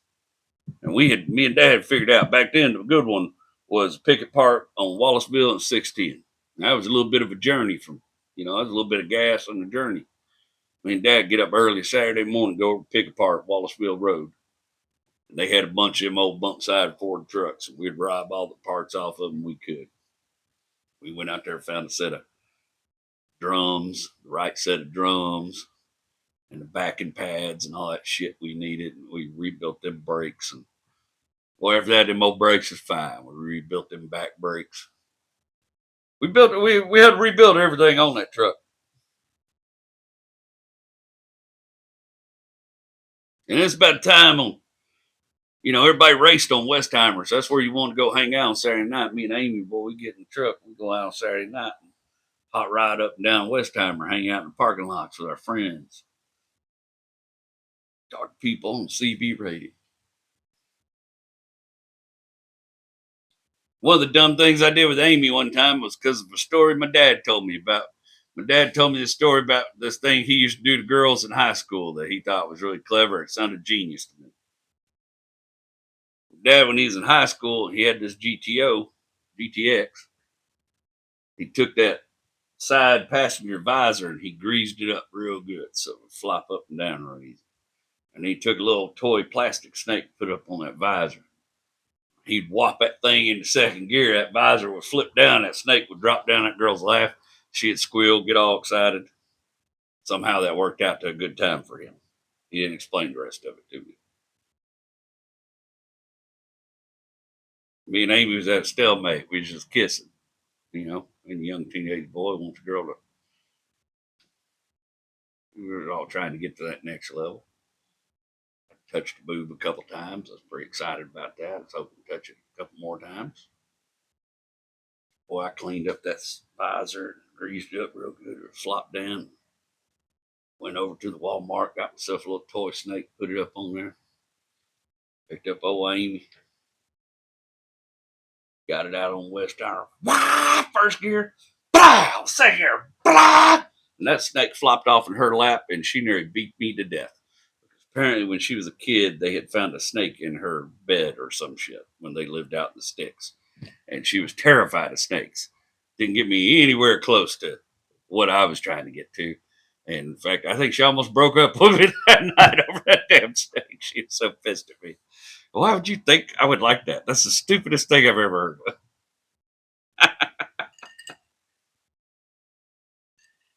I don't know. My dad said it. Thought it was cool. That's the one time I think I may have told y'all the story. I still don't remember exactly how my dad did it, but we put an Excel super coil on that truck, 480,000 volts. That's back when it was still burning oil real bad. And that helped make spark plugs last a little longer. But we put this Excel super coil on it. I mean, I thought it was fast, but it was just a junkyard rebuild, just a wrecking yard rebuilt in the driveway 360. Now, my dad did the heads on it, and he was a little bit of a genius when it come to heads and flow. But other than that, I had a set of headers, cherry bombs, and a freaking Excel super coil on it, and a 2-barrel 600 CFM carburetor. But sounded good, and I thought it was fast. It was faster than anything I had before then, which was nothing.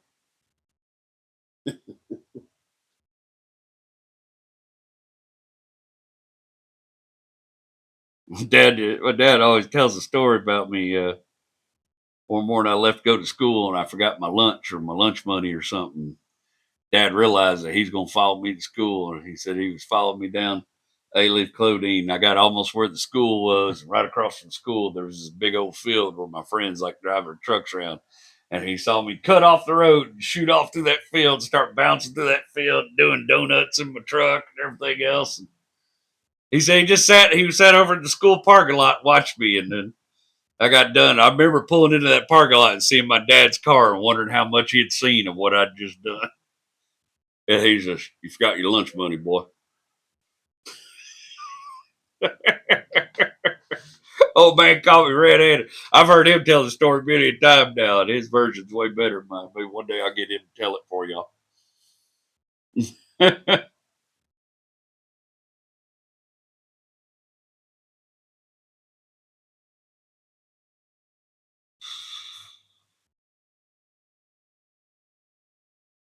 You can wish for shit, but I miss who we were back then. Hey, you can't go back, but it's okay to miss what was. You know, there was a back there back in the day, back in A-Leaf, they had a big old landfill back there they was working on, and they had them big old dump trucks, them big old dump truck, like the wheel was taller than my truck. You know, big old giant Caterpillar trucks, and at night they'd run loads in and out of that landfill out of that day. I think they were digging. It was dirt. They were selling red clay or whatever shit. Who knows? Big old wide roads for those trucks. They were a little rutted up, but me and my friend, boy, me and Jay and a couple of our other buddies had pickup trucks. Boy, we'd go over there and wait for them to open that gate, and we'd get off in there and race on them dirt roads around that landfill, you know. And when the dump truck drivers couldn't catch up with us or do anything about it, they'd be radioing and yelling. And eventually, somebody would show up and race some hell at us, and we'd, of course, haul ass and go on down the road.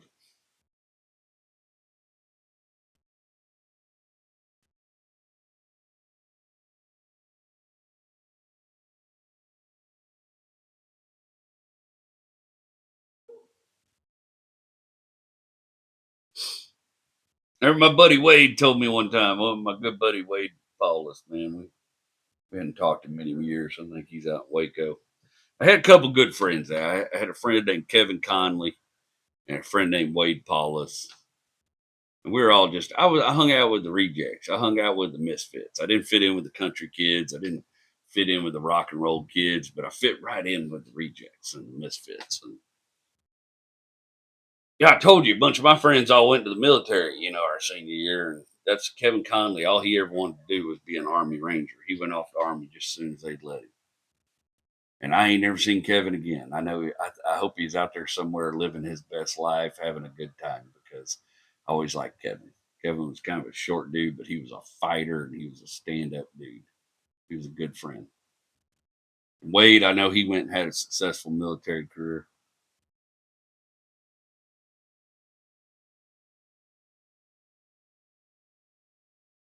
Sometime around that Thanksgiving time, we went up to Kilgore and we took my truck up to Kilgore. And my Uncle Paul in Atlanta, Uncle Paul had a little later model F-250, but his had the captain seats in it and the console.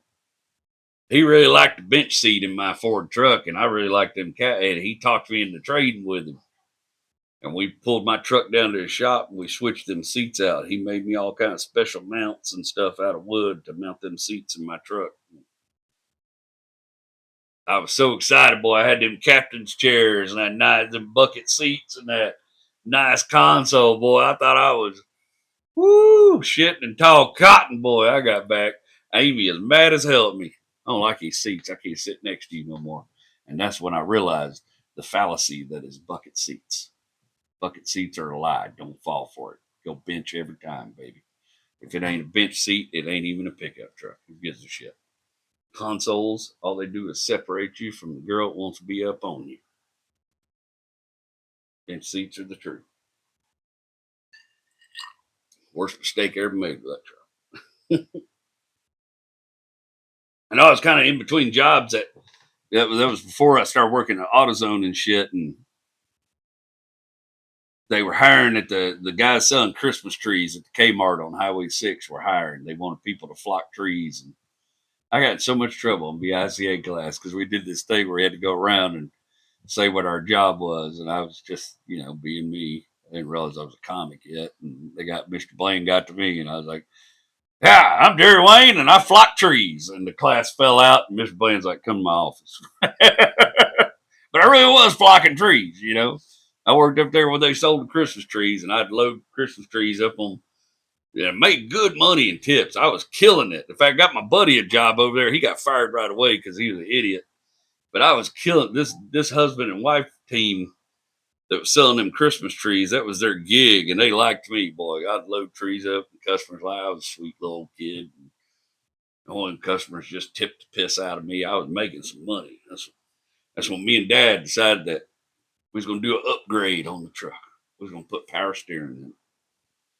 We went over wrecking yard over there on Wallsville Road. We found us some of them Explorers had power steering. We found us one with power steering. 1971 Ford F100 had power steering in it. We took the power steering box out of it and the column and all that good shit. And it was an automatic truck. We didn't need the shifter or anything like that because I done bought me a floor shifter. We done put me a floor shifter in. But between school and work, I was working so much.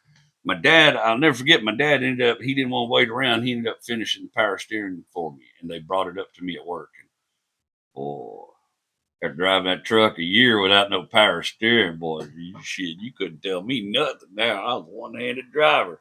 Had that cool floor shifter. Was it a Hurst? It was a Hurst floor shifter, big old white shifter ball on it.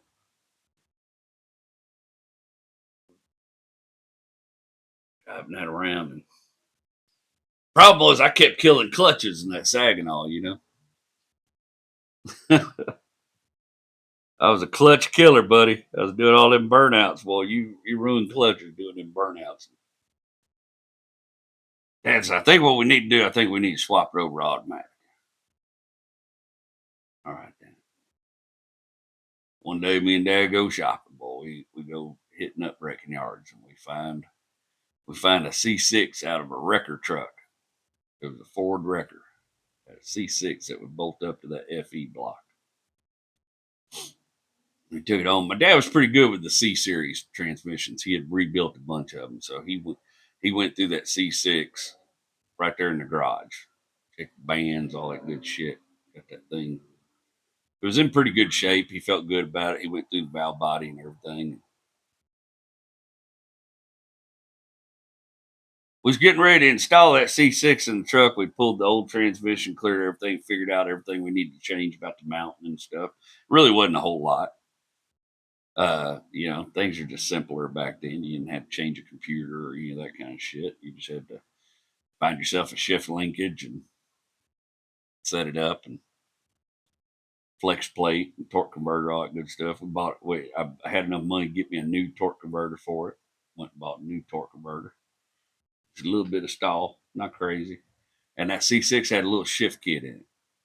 My dad put a little valve body shift kit in it, just stiffen it up a little bit. We was getting ready to put that C6 in there and we dropped it and broke one of the ears off on the bell housing. And this is one of the single-handedly coolest things I ever seen my dad do. My dad used JB Weld like a freaking art form. He took that piece and we cleaned it all up and everything, and he JB welded that ear, a mounting ear, back on that C6. He said, I don't know if it's going to work, boy, but we got to try to save our investment. Put that mounting ear, waited a day or two for it to dry, and he took files and he machined it down so it looked perfect. So it looked like nothing ever happened in that transmission. We bolted that thing up, and I can tell you that when we got rid of that truck, that ear was still mounted to that transmission. It never gave away one time, and I was hard on it. We did. We swapped it over. We put that C6 in it, that shift kit, and my dad, as a Christmas gift that year, bought me a set of American racing wheels from Pet Boys with new Bridgestone tires on them for the back of that truck. It wasn't enough that he didn't have no money to buy me a whole set of wheels and tires, but he's trying to help me out. He knew I needed some good back tires for it. He swapped that out. In fact, that truck Jay had, I'll never forget. One night we were all hanging out. I don't know where Amy was, but Melissa wanted to drive. Melissa wanted to drive Jay's truck, and he wouldn't let her. I had hooked Melissa and Jay up. I got them two together, and they had been dating a while, and they were serious. I don't know why I hooked my best friend up with the girl that I had puppy love over. Stupid, but I had hooked them up. They were dating. Melissa wanted to drive Jay's truck. He wouldn't let her. Jay was proud of that truck, boy. The old 390 in it. So I told Melissa that night, I was like, well, you can come over here and drive my truck. I don't give a shit. And we lined up, they lined up on Westheimer. Jay was mad at her for driving my truck, and we pulled up to a red light on West Park, not on Westheimer. Right back out there in the sticks where it wasn't nothing. Like West Park, Alien Clothing. And she kicked his ass in my truck, and boy, he was mad as shit. He said they got a big fight about, boy, they were bad as piss, boy. He's mad as hell, man. She ain't your girlfriend. Why she drive you? I got a girlfriend, bro. You wouldn't let her drive your truck, so I let her drive mine. I drive her car all the time. Her mom had given it to her, a little Dodge Daytona Turbo, and that thing was a black little 5-speed. Oh, boy, I wouldn't mind having one of them. The 2.2, I don't give a shit. I wouldn't mind having that little car. That little motor scooter would run red light to red light. That was a hot little car.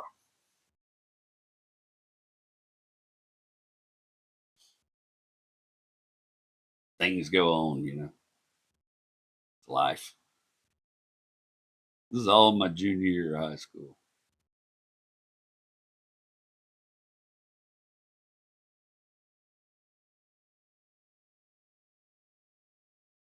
God, I love that truck. Thought I loved Amy, man. Thought I was head over heels for that girl. I mean, we've been dating a considerable amount of time. And towards the end of the year, at the end of the year, Valentine's Day, we had a big old, went on a real like grown up, like a date, nice restaurant on Richmond with my parents. Might have been San Francisco Steakhouse or something. My parents took us out with them. Being a young dumb idiot, I started talking to Amy about getting married out of high school that night. Apparently, I scared the shit out of her because she wasn't into that.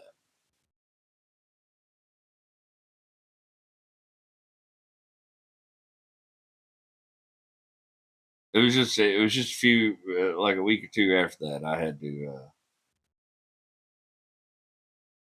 was over at Amy's house. Her mom was being all crazy and shit. And I was like, I need to get home, go home and do stuff, homework and shit. And I left her house, and the way home, I sort of just drove by the high school, drove down High Star by the high school, and there was a girl back then. Her name was Tisha, and Tisha and me had been in classes together all throughout. We were friends, but Tisha kind of had a rough reputation.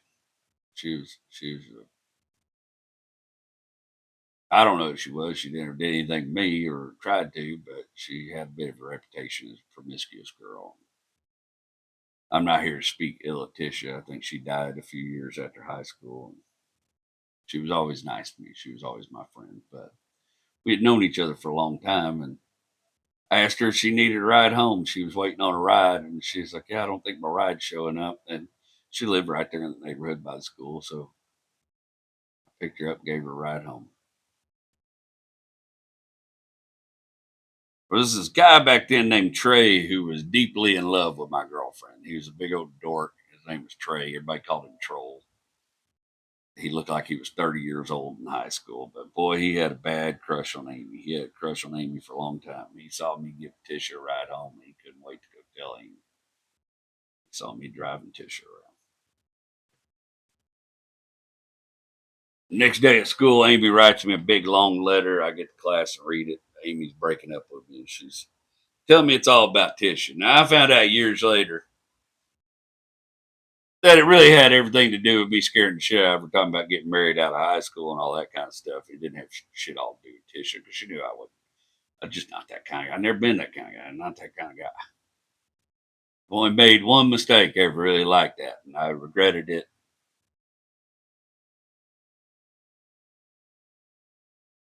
Amy breaks up. My whole little teenage world just crashes into itself. And of course, I run to Melissa because Melissa's my person. You know,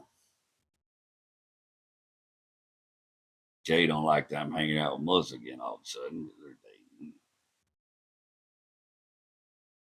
We get in a huge fight. Me and Jay get in a huge fight in Melissa's yard. It wasn't so much of a fight as Jay grabbed me by the throat and bent me backwards over a fence because he was twice my freaking size and screamed and hollered in my face for a while. And then it's like that. It's just like that, like magic, man. All of a sudden, I ain't got a girlfriend. I ain't got a best friend. I ain't got my other friend. Melissa's mad at me. I don't want to talk to her because I'm mad at her because she let all this other shit get blown out of proportion, trying to make her boyfriend jealous.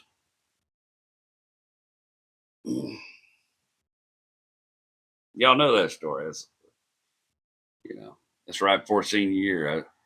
I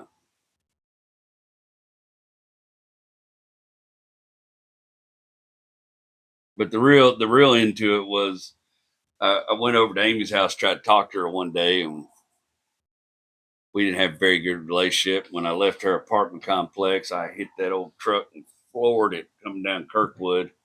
And this Guatemalan gal in a shit box of a Cavalier with no registration, no inspection, pulled out in front of me and slammed into me.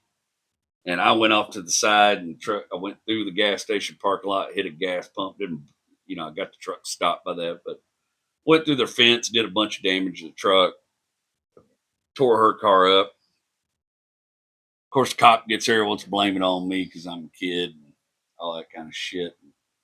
Luckily, I had my Aunt Linda, my Uncle Paul had a brother who was a police officer. He come and got involved in it and found out the cop on the scene was trying to railroad me, and he made it a not at fault accident, but it took some doing on his part. But they were trying to say I caused this whole accident. This broad pulled out from me, no insurance, no inspection, no registration, no brake lights, no tail lights, and then tried to claim that when she hit me from the side, it messed up her brake lights. Like, you know how that shit goes.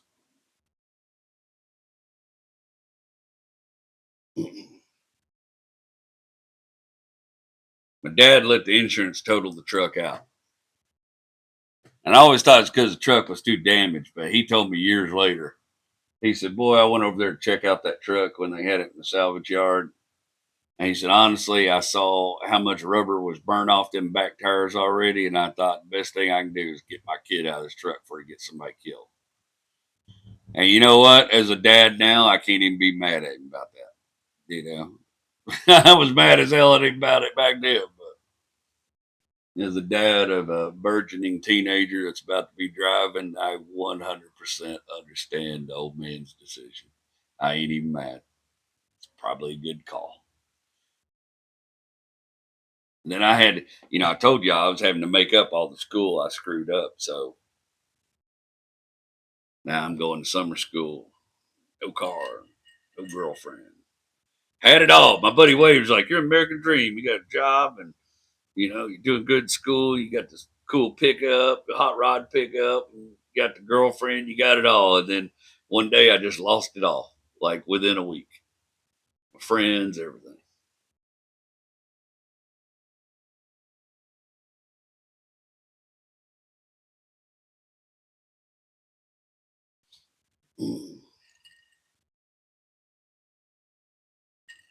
Y'all know that story because senior year I met Joey, my best friend in the world, my brother, Steve.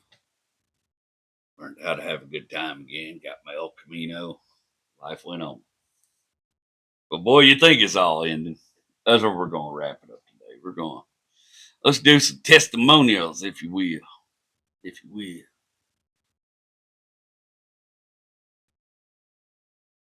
Let's see what we got here today. Am prepared. Look at me. 2 weeks in a row. Killing it. Organization here. At Cinnamon Girl 76. Oh, that's our buddy. Off subject, but hearing you had a Roddy named Dusty stirred this concoction in my head. I would like to put a request in for you to do an entire truck astrology as Dusty Rhodes. That's funny. I don't know. I don't think it's on YouTube, but if you go on my Facebook or you go on my TikTok and go back about a year or so ago, I did. I called it "Interpretation of a Robert Frost Poem as Told by Dusty Rhodes," and I did a whole. There's houses in the village, Daddy, because villages need houses, Daddy. I did the whole thing as Rusty Road. There was a rainstorm happening on the porch. I was a little stoned. I thought it was going to be funnier than it was, but it got a lot of views. It was pretty funny. I need to do something I got to get. I've always my Wendell Wiggins character that I've never really released yet. My Weatherman character sounds suspiciously like Dusty Rhodes because that's one of that diabetic lisp is one of my favorite accents of all time. I love Dusty Rhodes. Yeah, man, a truck astrology Dusty Rhodes. Maybe that'd be truck astrology 90. We'll see. Maybe it'd be truck astrology 100.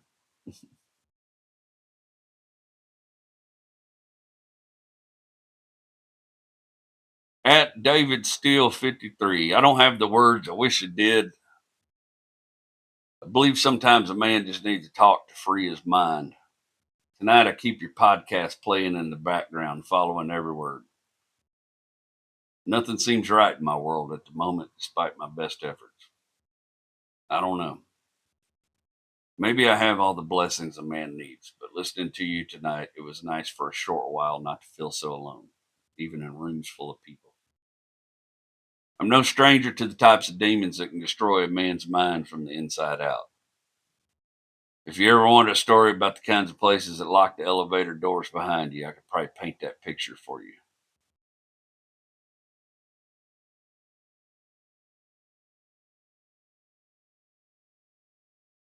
I worked hard to better myself. You don't owe me, but if I were to ask a favor, please don't stop being you. Thank you, brother. As they say, may your soul rest in heaven before the devil knows you're dead. I've got 2,000 miles ahead of me soon. If it's whiskey you're drinking, please pour out a tiny bit for me. Hang in there, brother. I have had those days where it just didn't seem like nothing. I've had those years where it didn't seem like nothing was going right. This is a hard time of year for working men for dads. I said it last week. Just try to hang in there, brother. I know those times you're talking about. You keep working at it, man, you're gonna be just fine, brother. And I'm gonna try to be me as long as I can, so I get rich enough that I don't have to be me no more. Just kidding. Ah, yeah, I thought about that tonight with the grease under my fingernails and having to work on my wife's car right before I leave, go out of town. I had this silly ass thought I was fighting. I couldn't get one of them brake calipers. One of them brake calipers was fighting me like a son of 50. I couldn't get one of them brake calipers off. I was doing it in the dark, and Rachel's holding a flashlight for me. And I thought, I don't ever want to forget this because these are the times. I don't know how many times that gal stood out in the garage, or stood out in the driveway shining flashlights so I could get some shit done. I don't ever want to forget that. Like, I don't want that to go away. Now, granted, we all want to do better, have nice lives and nice things. 100%. I'm no different from anybody else in that, but I'm terrified of losing this part of me. You know, I think it's Pablo Picasso said it. Without struggle, there is no art. I think it's the reason you see a lot of big name comics and stuff lose touch with their audience after they get the money and stuff. I love Ron White, but he's an excellent example. I love Dave Chappelle. He's another excellent example. He became a rich dude and he forgot how to relate to dudes that weren't rich dudes. It happens. Yeah.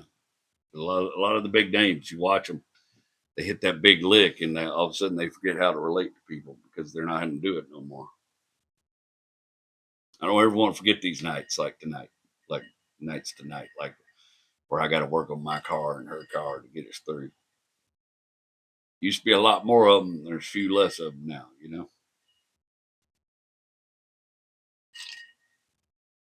I ain't gonna pour none of this whiskey out because I like it, but I poured it down in my throat for you. Seriously, David, I love you, bub. Hope you're gonna be okay. Stick in it. Stay in the fight, man. On way, surefire way to lose a fight is get out of it. At all gods die 49. Nice racing stripe. How did I? Oh, you was talking about my hair, wasn't you? Boy, I got that little strip right there. You know, it's funny thing about that is years ago I was at my brother's wedding. I was laughing at my brother because he had to have bifocals. And I was giving him grief about the next day about getting to be an old man, had to have them bifocals. And Rachel had this hat made for me for a photo. Get in that J-Dub.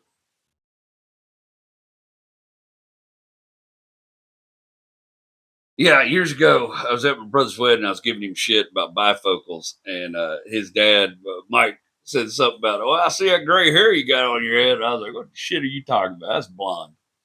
And my wife's like, "Oh, baby, no, that's gray. That went gray some time ago." I go, "What the hell are you talking about? That's a blonde straight." She goes, "No, it's not." I was like, "I'm telling you, it's blonde."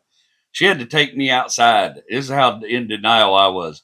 She had to take about 5 photographs outside in the sunlight to prove me I had gray hair.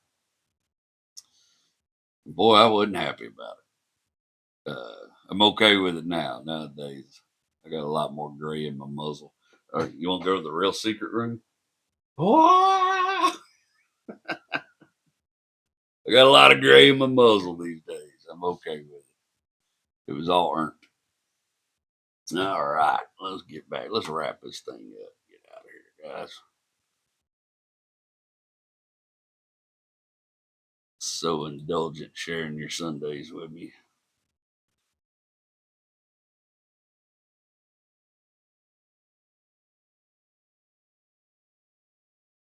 Of all the vehicles I've ever owned, this is the one that I think set who I became in motion.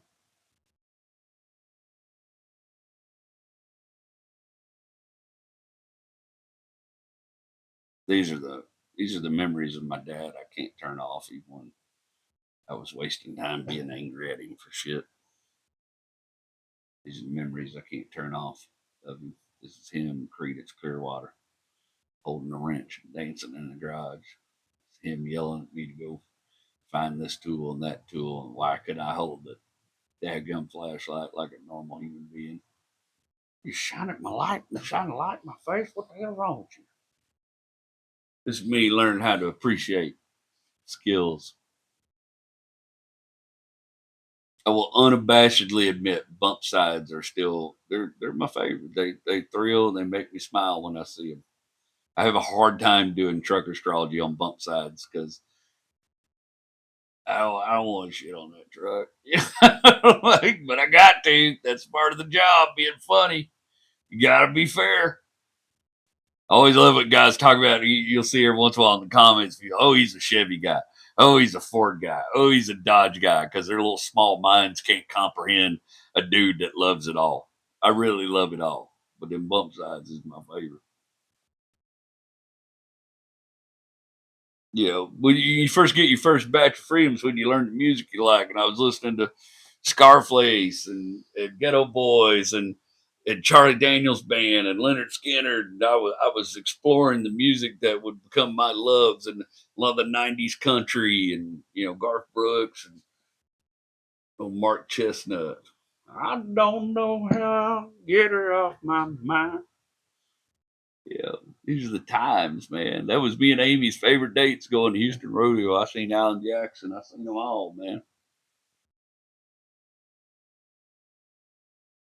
And I still, when I see a bump side going down the road, my little stereo of my bump side was it was an audio Vox stereo that I bought from the AutoZone, and then I had two Pioneer surface mount 6x9 screwed into the roof of the cab because there wasn't no place to put speakers in that truck, unless you want to cut up your doors. I don't want my doors weren't cut up. I didn't want to cut them up. You hit a bump every once in a while, your head go up, hit that damn speaker. But I see a old bump side, going down. They're fancy. The pretty ones don't really do much for me. It's not my type of shit. But every once in a while, I see an old bump side, old wore out bump side. I can't help but remember what Charlie Daniels Band and Leonard Skinner sounded like blaring out of a 6x9 Pioneer with too much trouble, and the way that old 360 sounded under an overpass crackling into the night. You just go right back, man. I don't know that I'll ever have another. Their market value hit insanity several years back when they hit antique status. But if I could, I just want old 72. I like the 72 grill. It's my favorite grill. And I just want an old FE 360 or 390 maybe. Three on the tree, maybe a set of headers, and a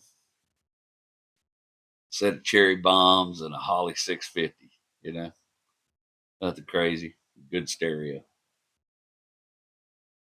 That'd be all right for me. We're getting close to the end of this vision, and I'm torn between being a little sad about that and excited for the future.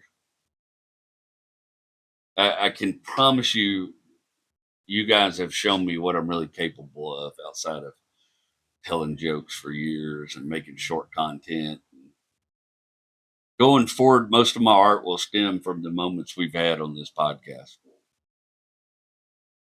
Regardless of whatever happened to the wrecking yard, wherever I go is the wrecking yard. And wherever I am is where it will always be. Right up here. This is the wrecking yard.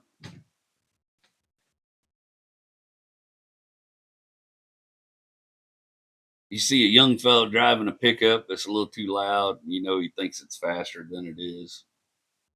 Give him some grace. He'll figure it out. We all thought we knew everything when we were that age. I'm rooting for you. Like the comment from David and I got to me a little bit, but I'm rooting for you guys. I know y'all are going through bullshit. We're all about to go through. There's more headed down the pipe. I'm rooting for you. There's room at the table for all of us. Whatever it is you think needs to be your next step. If you truly believe it in your heart of hearts, I got your back, bro.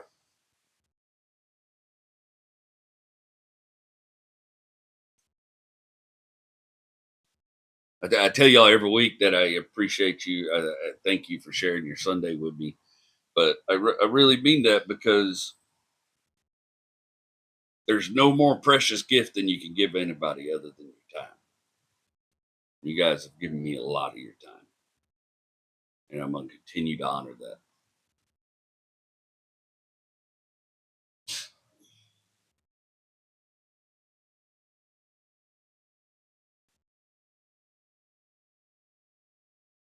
I'm JW, and I love you. If you ever go in the woolly swamp, son, you better not go at night. There's things out there in the middle of them woods that make a strong man die from fright. Things that crawl, things that fly, things that creep around on the ground. And they say the ghost of Lucius Clay gets up and it walks around. But I couldn't believe it. Just had to find out for myself. And I couldn't conceive it. I never would listen to nobody else.